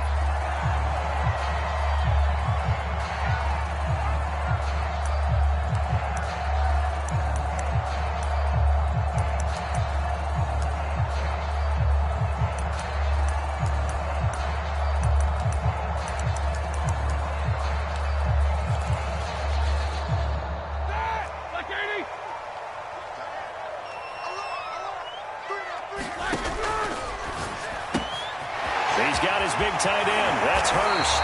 And they'll get it up just short of the 45 at the 44. 19 yards right off the bat. And a quick first down. You don't always expect tight ends to be big in terms of run after the catch, but after that play, he joins a growing band of players that's putting that stereotype right on its ear. Now Roethlisberger on first down. And they'll get him down as he's inside the 40. Back-to-back receptions for him, and it's another first down. So, Charles, defensively here, you're going up against a veteran quarterback. He's got a lot of know-how, a ton of savvy, but a guy who's not the most mobile of quarterbacks. What's the plan of attack? You spend all week pumping up your defensive front. Your defensive tackles, your defensive ends, your outside linebackers, the guys who go after the quarterback the most, because you know that he's not going to run. Touchdown, Cardinals!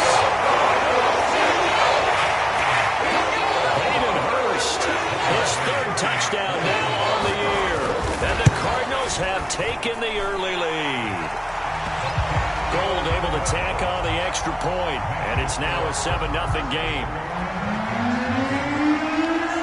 The Cardinals set now to kick this one away, and off we go. And that one will bounce out of the back of the end zone, so we will start here at the 25.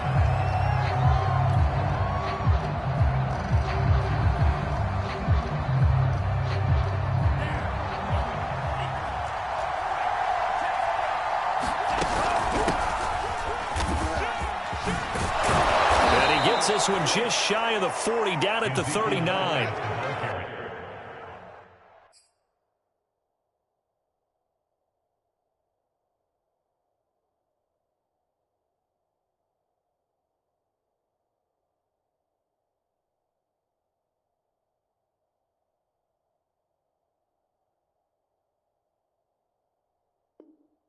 First play of the drive going for 14 and a first down.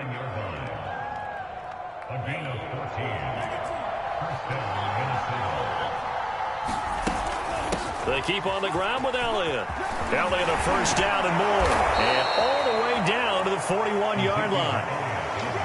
That burst good for 20 and a first down. A tough run by Ezekiel Elliott, the 4th overall pick in the 2016 draft. If you watch tape of him in college, you saw plenty of those runs, because I know the highlights showed him in the open field breaking away from people, but that's how he wore down defenses, those exact type of runs.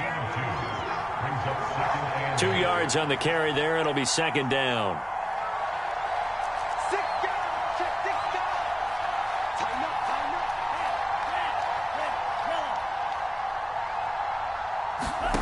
Working out of the gun. Love. He's got the hook up with Diggs. And he's brought down, but not before he reaches the 8-yard line. That goes for a gain of 31. Now Elliott. And he's going to bull his way down to about the 1-yard line. 43 yards rushing for him now in the ball game. Good yardage on first down. Now can they punch it in on second and goal?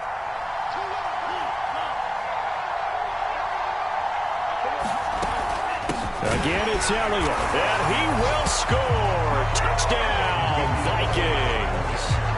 Ezekiel Elliott His 4th touchdown on the year. And the Vikings are an extra point away from tying this thing up. Extra point by McCann, up and good. And that will tie our score here in this opening quarter of play. Each team's had it. Each team has scored. 7-7 here as the kick's away. And here comes a return from the middle of the end zone. And there will not be a return here. It's a touchback, and it'll come out to the 25-yard line.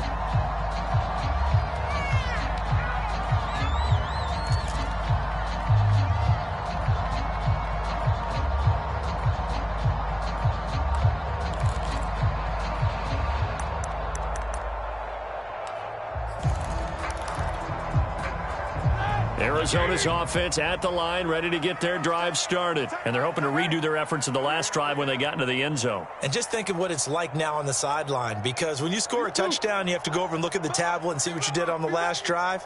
When you scored points, it's a whole lot better view than when you're trying to figure out how to fix things there. A good run there to start the drive. 13 yards, first down.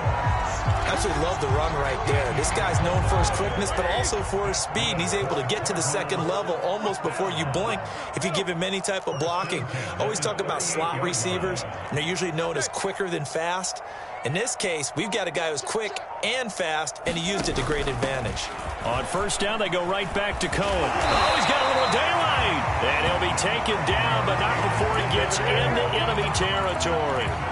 Give him 16 yards there, and it's a Cardinals first down as well.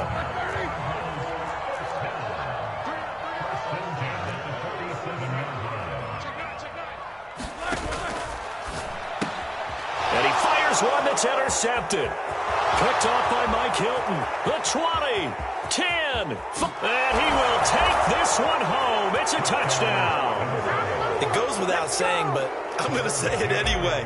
That's a ball he would like to have back, and it lands right in the lap of the defender from there. He doesn't have very far to go before he gets to the end zone, and he got there in a hurry.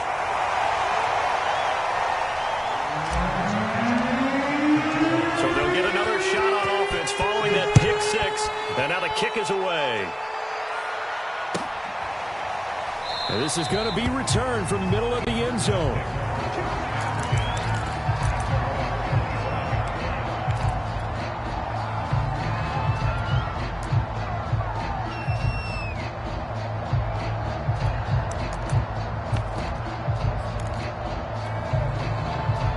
Ready to go with their next drive, and at the line, the Cardinal offense. And following the pick six, and they had decent field position in throwing that pick six. We'll see how they attack this drive. And I think all you say to your guy is, listen, let's just take care of the football a little bit better. Make some better decisions on this drive, and they'll probably help him a little bit with maybe some really high percentage. And the defense has it covered. It's intercepted. Picked off near the 26. And his guys will take over at the 25-yard line. Well, to me, it's pretty simple, and it's fairly obvious, isn't it? He's got to start making better decisions with the ball. That's now 2 interceptions in the first quarter. After interception number 1, there was a long talk on the sideline, and now he's made another mistake. Yeah, he's just been kind of laying these passes out there. He's kind of been floating them a little bit. He's got to be more decisive in his reads and definitely more decisive in throwing the ball. Rifle it in there every now and then.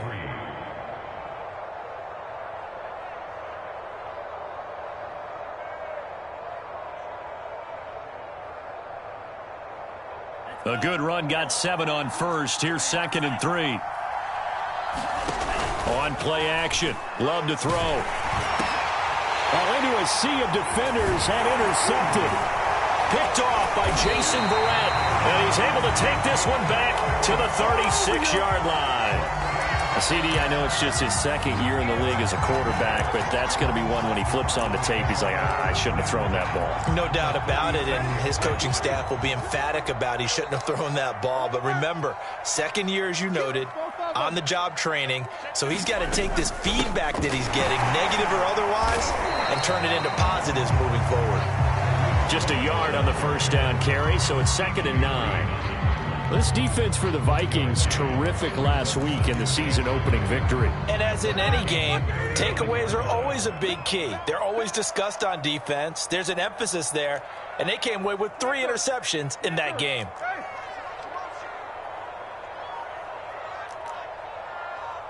2.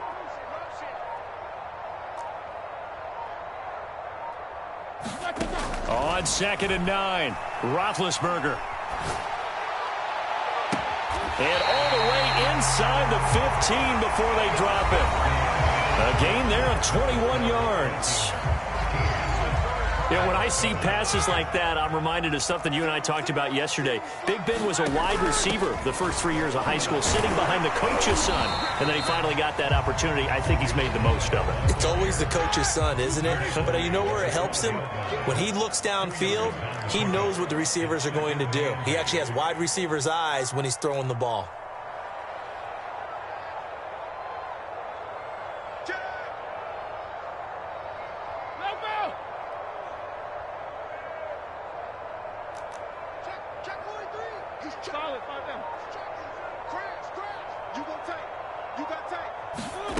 Throwing on 2nd and 8, Roethlisberger, and that's incomplete.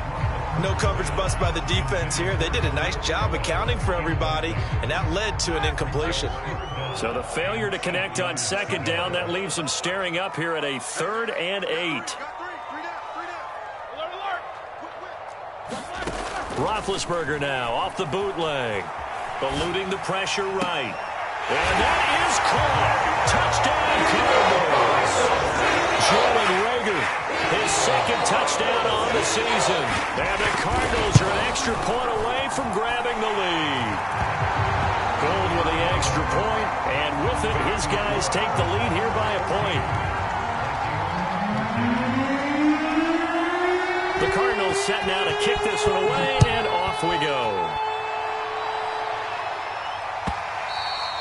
And that one will bounce out of the back of the end zone, so we will start here at the 25.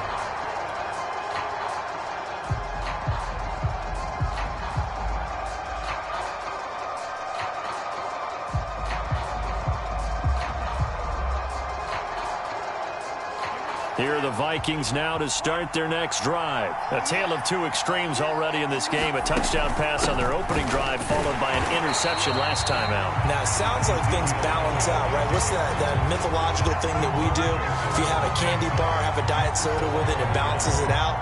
And we know that's not really true, right? Because the interception, that sting lingers a little bit longer. Got to come out now and put together some nice plays.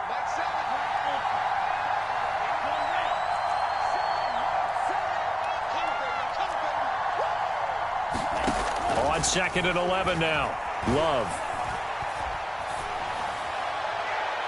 And this one is incomplete. Tyron Johnson, the one he was looking for. And it's 3rd down. Love the idea, love the concept, but you got to leave a little room on the sideline so he can fade into it when he makes the catch. That was thrown too close to it for the receiver to make a play. On 3rd down, Love. Well, the pressure gets to Love, and he'll go down. The sack by big number 98, Linval Joseph. The Vikings send out their punter. Back deep, Tariq Cohen. Taken in at the 22. A good head-down running on the return gets about 15 yards. And the Cards will take over 1st and 10.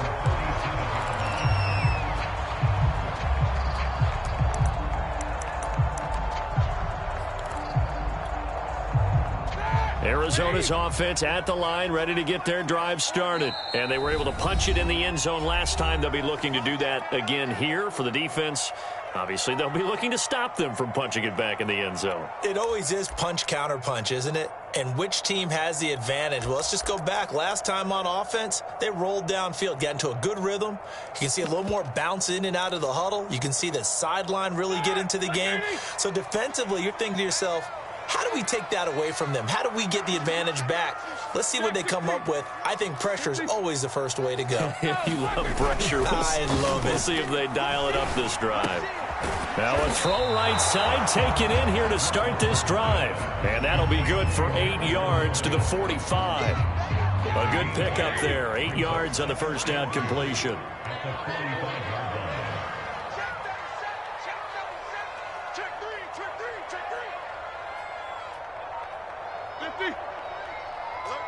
Easy. Play action. Now Roethlisberger. Pressure coming from the Vikings, and they get there and bring him down. The tank, DeMarcus Lawrence with a sack. There's a lot of discussion in the offseason about him having a big year and getting to the quarterback. They held him without a sack in week 1, but how about here? Finally gets his first one of the season. In the offseason, said he changed his diet, leaner, feels so good this year. Excited to see what type of a season he can have. On third down, Roethlisberger. That'll be caught. It's Rager. And he is going to have a Cardinals first down as they're able to get the third down conversion. A third down conversion with a strong gain of 14. First down, a run with Cohen. And the second wave of tacklers is going to get him as they stop him behind the line. The Cardinals going to use the first of their timeouts. They'll have 2 remaining as we step aside here in this second quarter.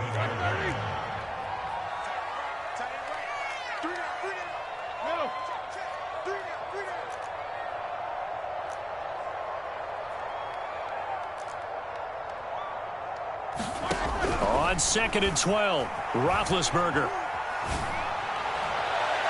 And that will be incomplete. Trying to dial up the long way out there, but it'll be third down. An incomplete pass on that last play, and that means they'll need to come up with something here on third down.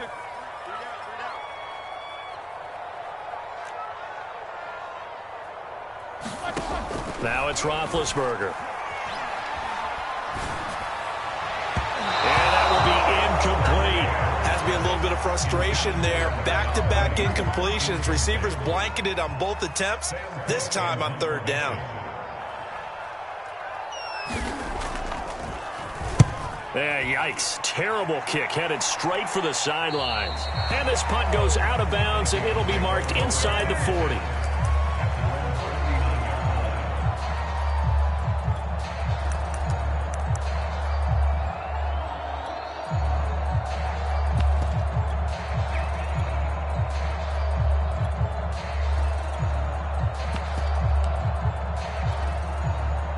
Here are the Vikings now to start their next drive. The crowd may be losing just a little bit of the edge after back-to-back punts. They want some big plays. They want to see some offense. They want to see somebody break away, whether it's through the air or on the ground. Now it'll be interesting to see where the patience is on both sides. Each head coach, can you hang in there and not try and force something that could put your team in some jeopardy? From the 41, Love. The pressure gets to Love, and he'll go down. Chandler Jones, one of the best athletes to ever come out of Rochester, New York, in for the sack. And we've hit the 2-minute mark in this first half of action. A reminder, coming up at halftime, we'll head to Orlando. Standing by there, Jonathan Coachman. He'll have stats and scores from around the NFL in this second week of the regular season.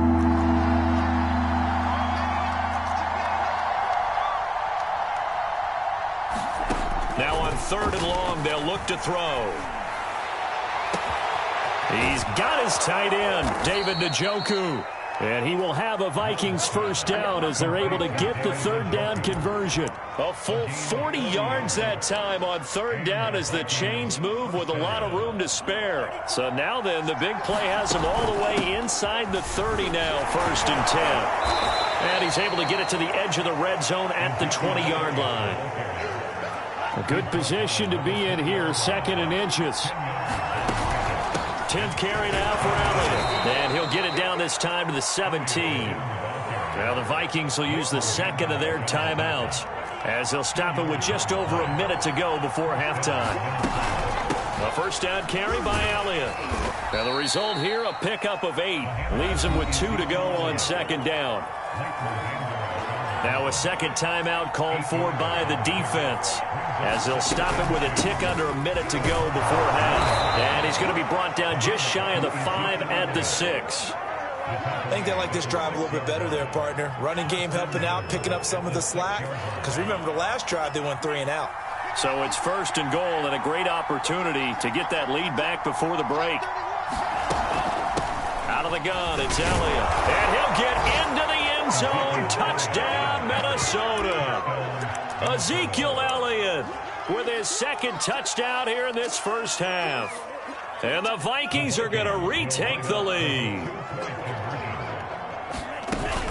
They'll let Elliott try and run it in.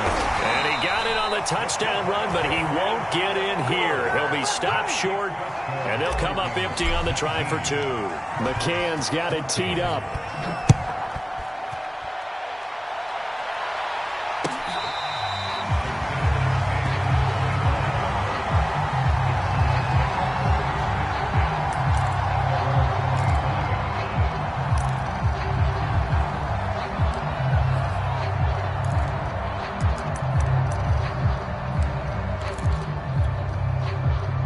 Ready to go with their next drive, and at the line, the Cardinal offense. And with them trailing, there is still enough time to try to string a few plays together, maybe get into field goal range.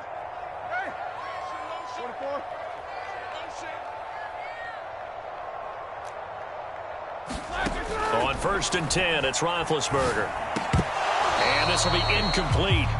Physical play on the football there, and it's 2nd down. As his old brain remembers, when I see 5 wide receivers on the field as a defender, I know the ball's coming out hot. They expected it and got there and popped it free.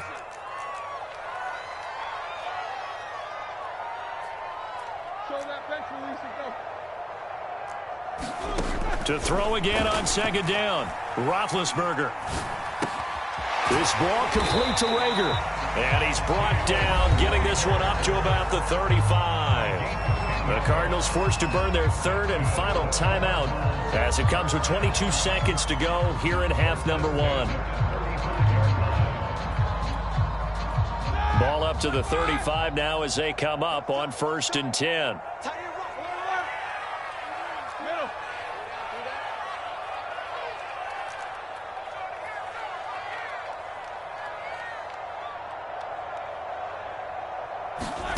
Now it's Roethlisberger.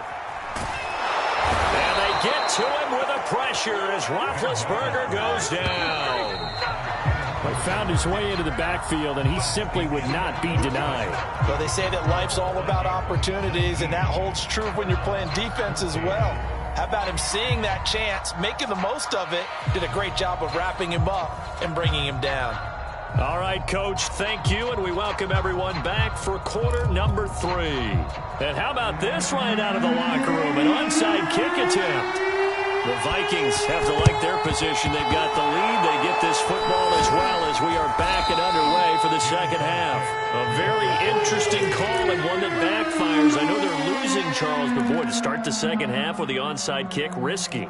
Felt like a sense of urgency from their side, coupled with, you and I both know the special teams coordinators, they sell their key plays each and every week to the head coach, don't they?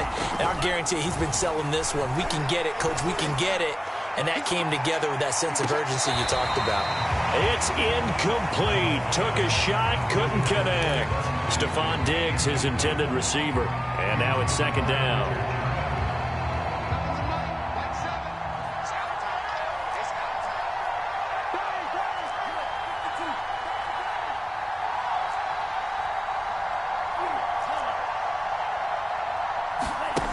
Love looking to throw it. He's got Njoku, his big tight end. They do get a yard there, but only a yard. Leaves him with 3rd and 9 looming.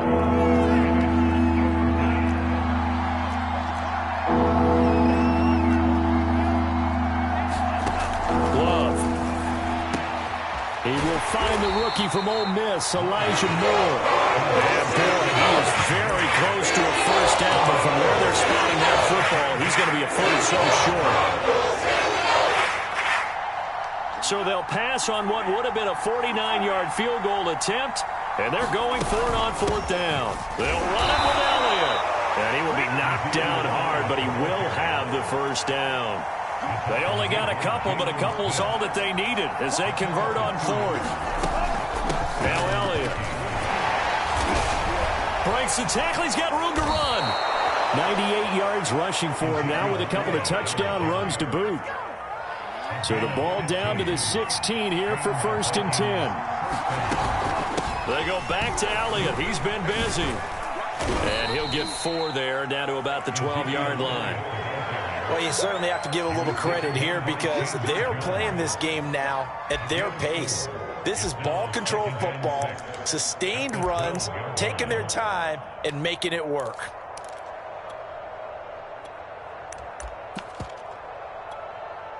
Following the pickup of 4, here's 2nd and 6.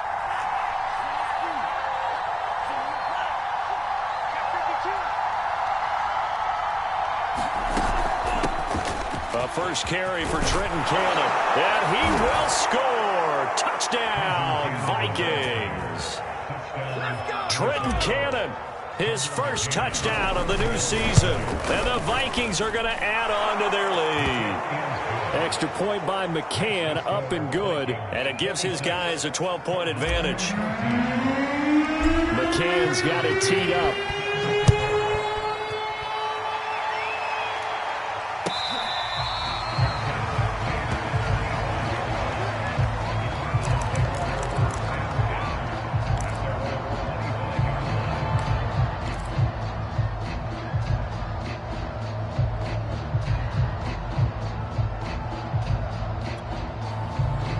Arizona's offense at the line, ready to get their drive started. They'll start things on first with Torrey Cohen. And from the 25, they work this to the 29, a gain of 4. Well, it's time for them to be good teammates right here. And what I mean by that is possess the ball for a little while. Get at least 2 first downs. Give their defense a chance to settle down a little bit after they give up a touchdown. Flushed out right. And he'll just get rid of it. Oh, I like that right there. Not only was it the right play, throwing it away like that, frankly, I think it was the only play. Yeah, got outside of the pocket, realized he had nothing, just chucked it free. Here's a diving catch right side. 2 yards is all they'll get on the completion. It's 4th down. Well, that's just simply not right. To make that kind of a catch, that spectacular, and not get a first down out of it. I guess he could put it on his personal highlight reel, however. Yeah, he'll get the catch, he'll get the yardage, but he doesn't get what he really wants. Here's Sam Cook now, as he'll kick it away for the 2nd time.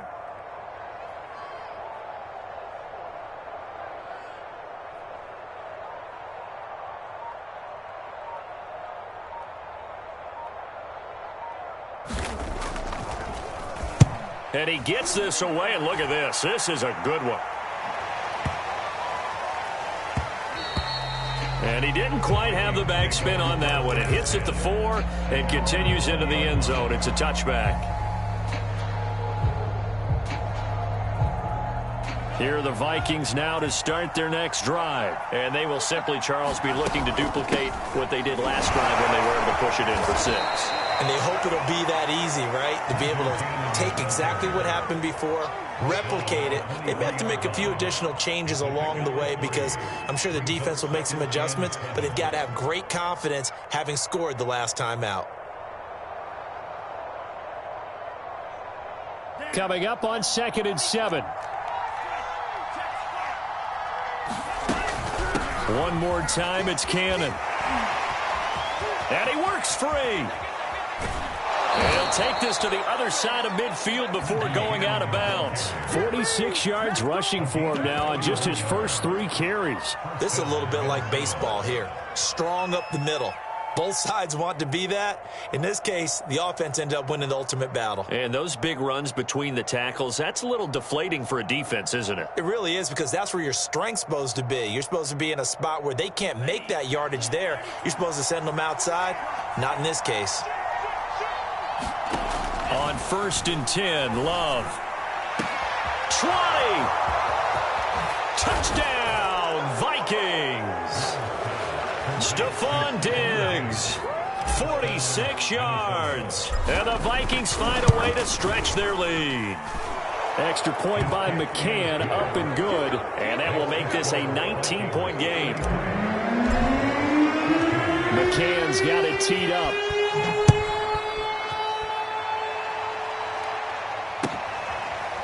And we'll see a return here from the end zone.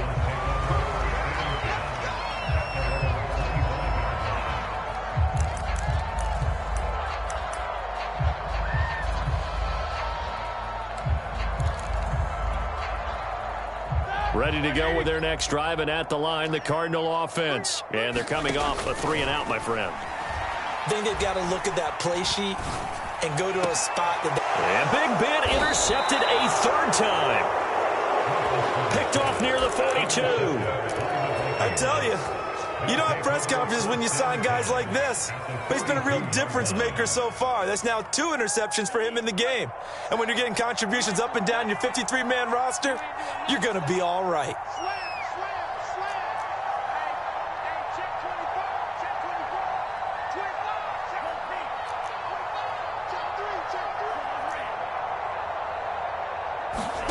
Following the interception, Love.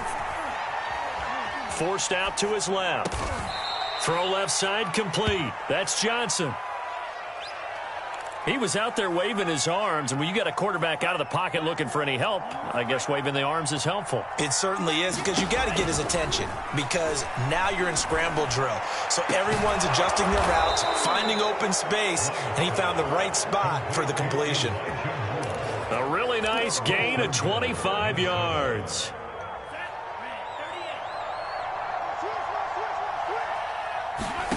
Love now. He's got it. That's good for a gain of 6, 2nd and goal.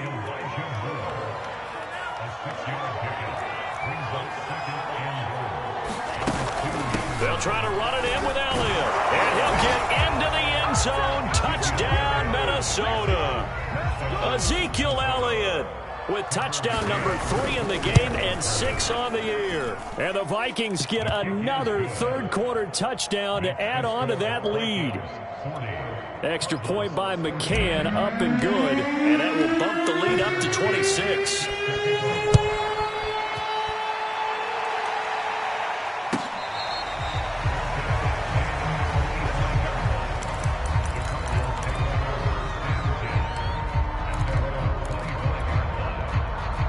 Arizona's offense at the line, ready to get their drive started. And last time wasn't pretty. One play and an interception. We'll see if they can do better.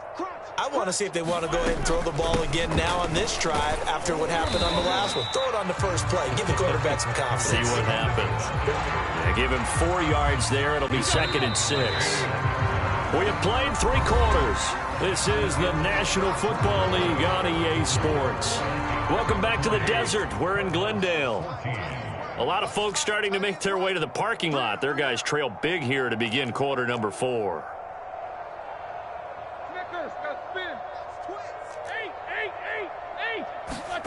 Off the play fake. Here's Roethlisberger. Swings this out here for Cohen. And some room to roam now. And they're going to have this across midfield and inside the 45. A gain of 28 yards there and give them a first down. From the shotgun, it's Roethlisberger. Past the 20. Touchdown, Cardinals. Darnell Mooney, his 3rd touchdown now on the year. And the Cardinals cut into that lead. Heck of a start to his season. He had 2 touchdowns in the opener last week, another one here in week 2. Well, I don't want to call him a touchdown machine this early, but sometimes you get locked in, and you feel good about things. You get into that zone, and those touchdowns come in bunches. He may be off to that kind of a start. It's like he was shot out of a cannon. I would imagine success this early, great momentum going forward for the rest of the year. He keeps this up, they'll soon be chanting MVP anytime he touches the ball.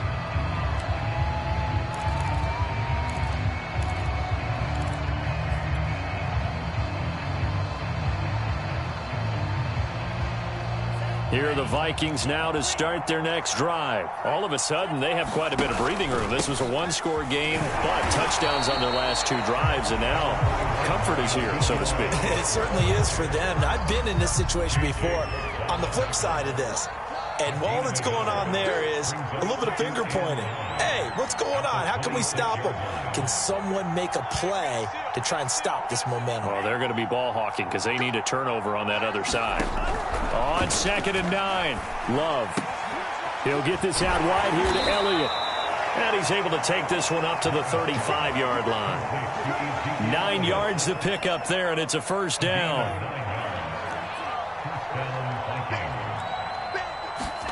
Love from the gun. And seeing no options, he just tosses this one away, incomplete. Now that'll bring up second down.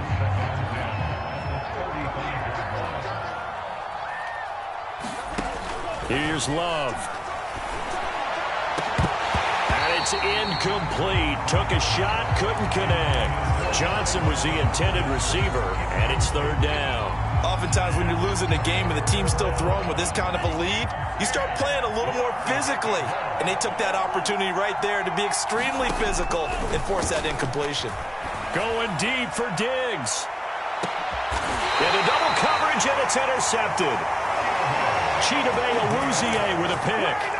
Well, that interception at least offers them a glimmer of hope here in the fourth quarter. It certainly does if their offense goes out now and makes it pay off by getting into the end zone. And if it does, then they get a chance to get back out on the field and try and do it again. Maybe they can force that offense into more and more mistakes and give them a chance to get back into this one totally. Yeah, still a 3-score hill to climb. We'll see if they can do it.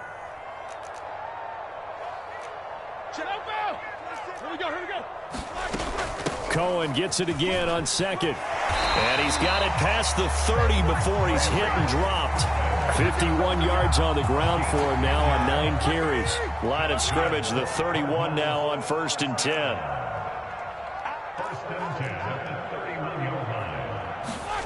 Now Roethlisberger.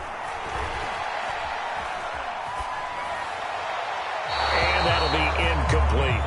At this point, down big, you'd have to imagine this defense are just going to sit back, blanket the field as best they can. Yeah, this is actually the easy part of the game for them because, just as you noted, they can sit back, keep everything in front of them.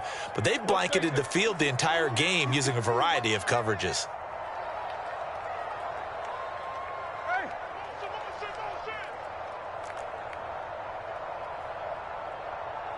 Watch safety. Jack 16. Now. Safety's creeping. These two. Check. Motion out of the backfield. Motion out of the backfield. 2nd and 10 now. It's Roethlisberger. He's going to dump that off to his running back, Cohen. And he goes out right around the 39. They get 7 out of that, so they're left with a 3rd and 3. Defensively, they're okay with that. Short little route, tackle him inbounds. Okay. All right, cliche alert. It's time for someone to make a play because they've got to have something bigger downfield. They can't just take what they give them. They've got to force it and make something big happen for them.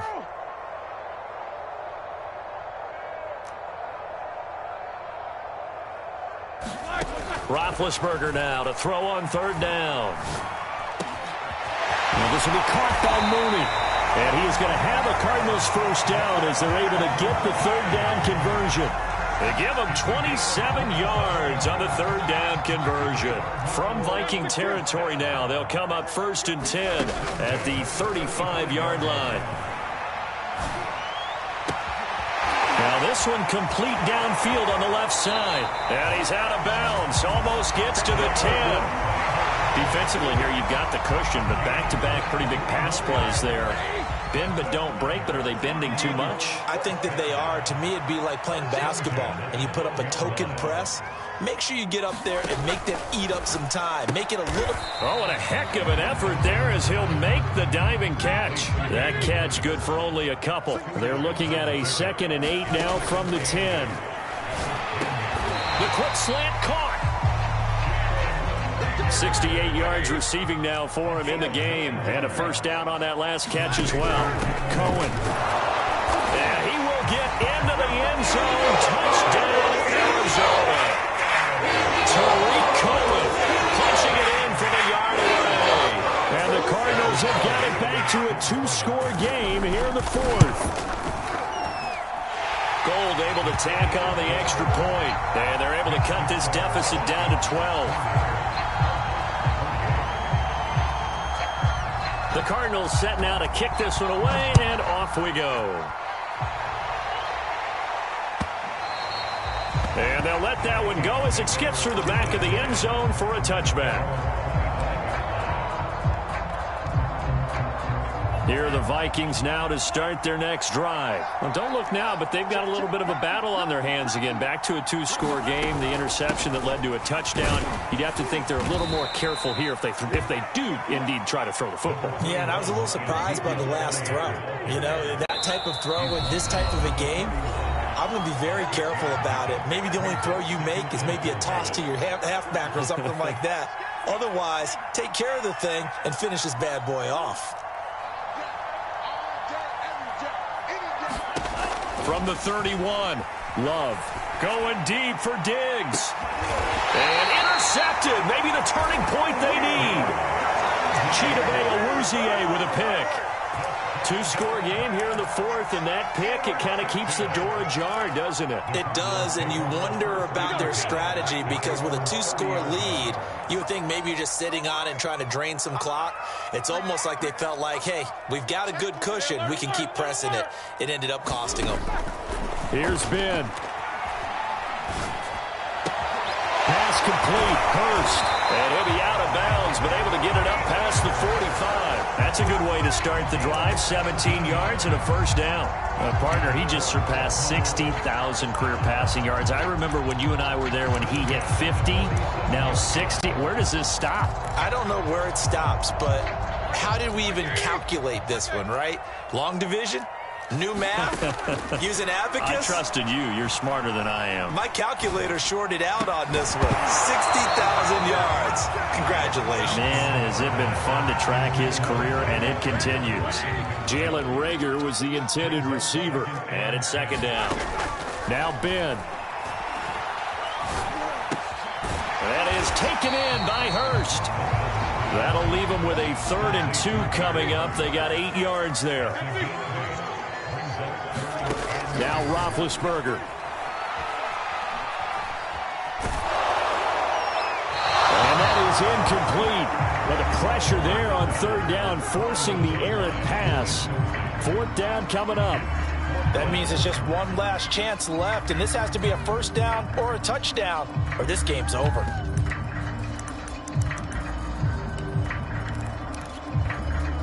Cliff Kingsbury, part of that new breed of head coaches, and his guys are going to go for it. Out of the gun, running with Cohen. And he's got the first down yardage before he's brought down at the 42. They only got a couple, but a couple's all that they needed as they convert on 4th. He'll fire it deep for Reagor. And this is incomplete. Oh, it looked like he had a pretty good line on that one. That would have been a big play, but he could not pull it in.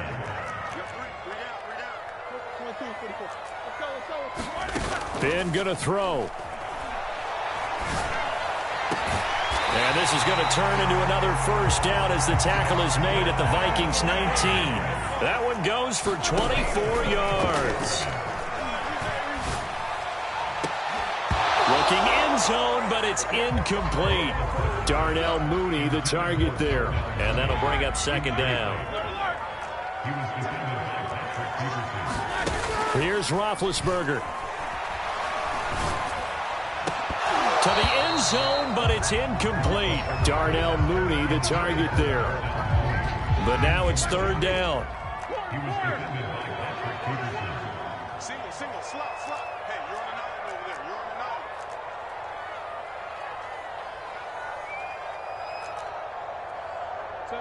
77. Roethlisberger. And this is intercepted, and that should do it. Picked up by who else? The former Cardinal, Patrick Peterson. And he returns it here to his own 18-yard line. With the points that we've seen scored, neither defense has been at their best, but these guys, they've been a little bit better, Charles, and a nice interception there. Yeah, you're right about that, Brandon. Let's face it. It's not always how you start, it's how you finish, right? So maybe you have a rough game all the way along, but if you make a big play like that at the right time, it can make everything turn out just okay. And here come the whistles and a timeout with 7 seconds left. Give him 5 on the carry there, and it'll be second down.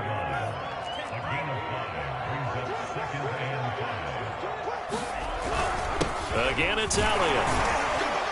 And he's dropped just before the line to gain. 4-yard pickup leaves him with 3rd and 1. And we will get a timeout with 2 ticks left.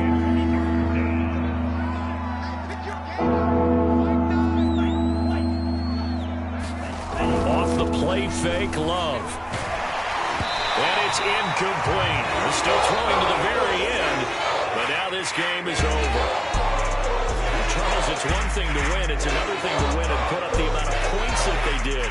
Boy, were they clicking on offense. They can't help but feel great about themselves, can they? I mean, what a game to put up that number of points, continually feeling they're moving the ball and things are working and clicking. They think that they can bottle this and carry it with them. And as an offensive coordinator, you just don't think you can do anything wrong. Whatever you call, run, pass, it's all going to work. That's called being in the zone. So for the Vikings, it's a dream start. 2 wins in 2 early road games. And they will head home next week to take on the Seattle Seahawks. Meanwhile, for Arizona, they'll fall to 1-1. And they'll be on the road next week as they get a date with the Jaguars in Jacksonville. So for our entire crew, alongside Charles Davis, I'm Brandon Gaudin. Thanks for watching, everybody. We'll see you next time.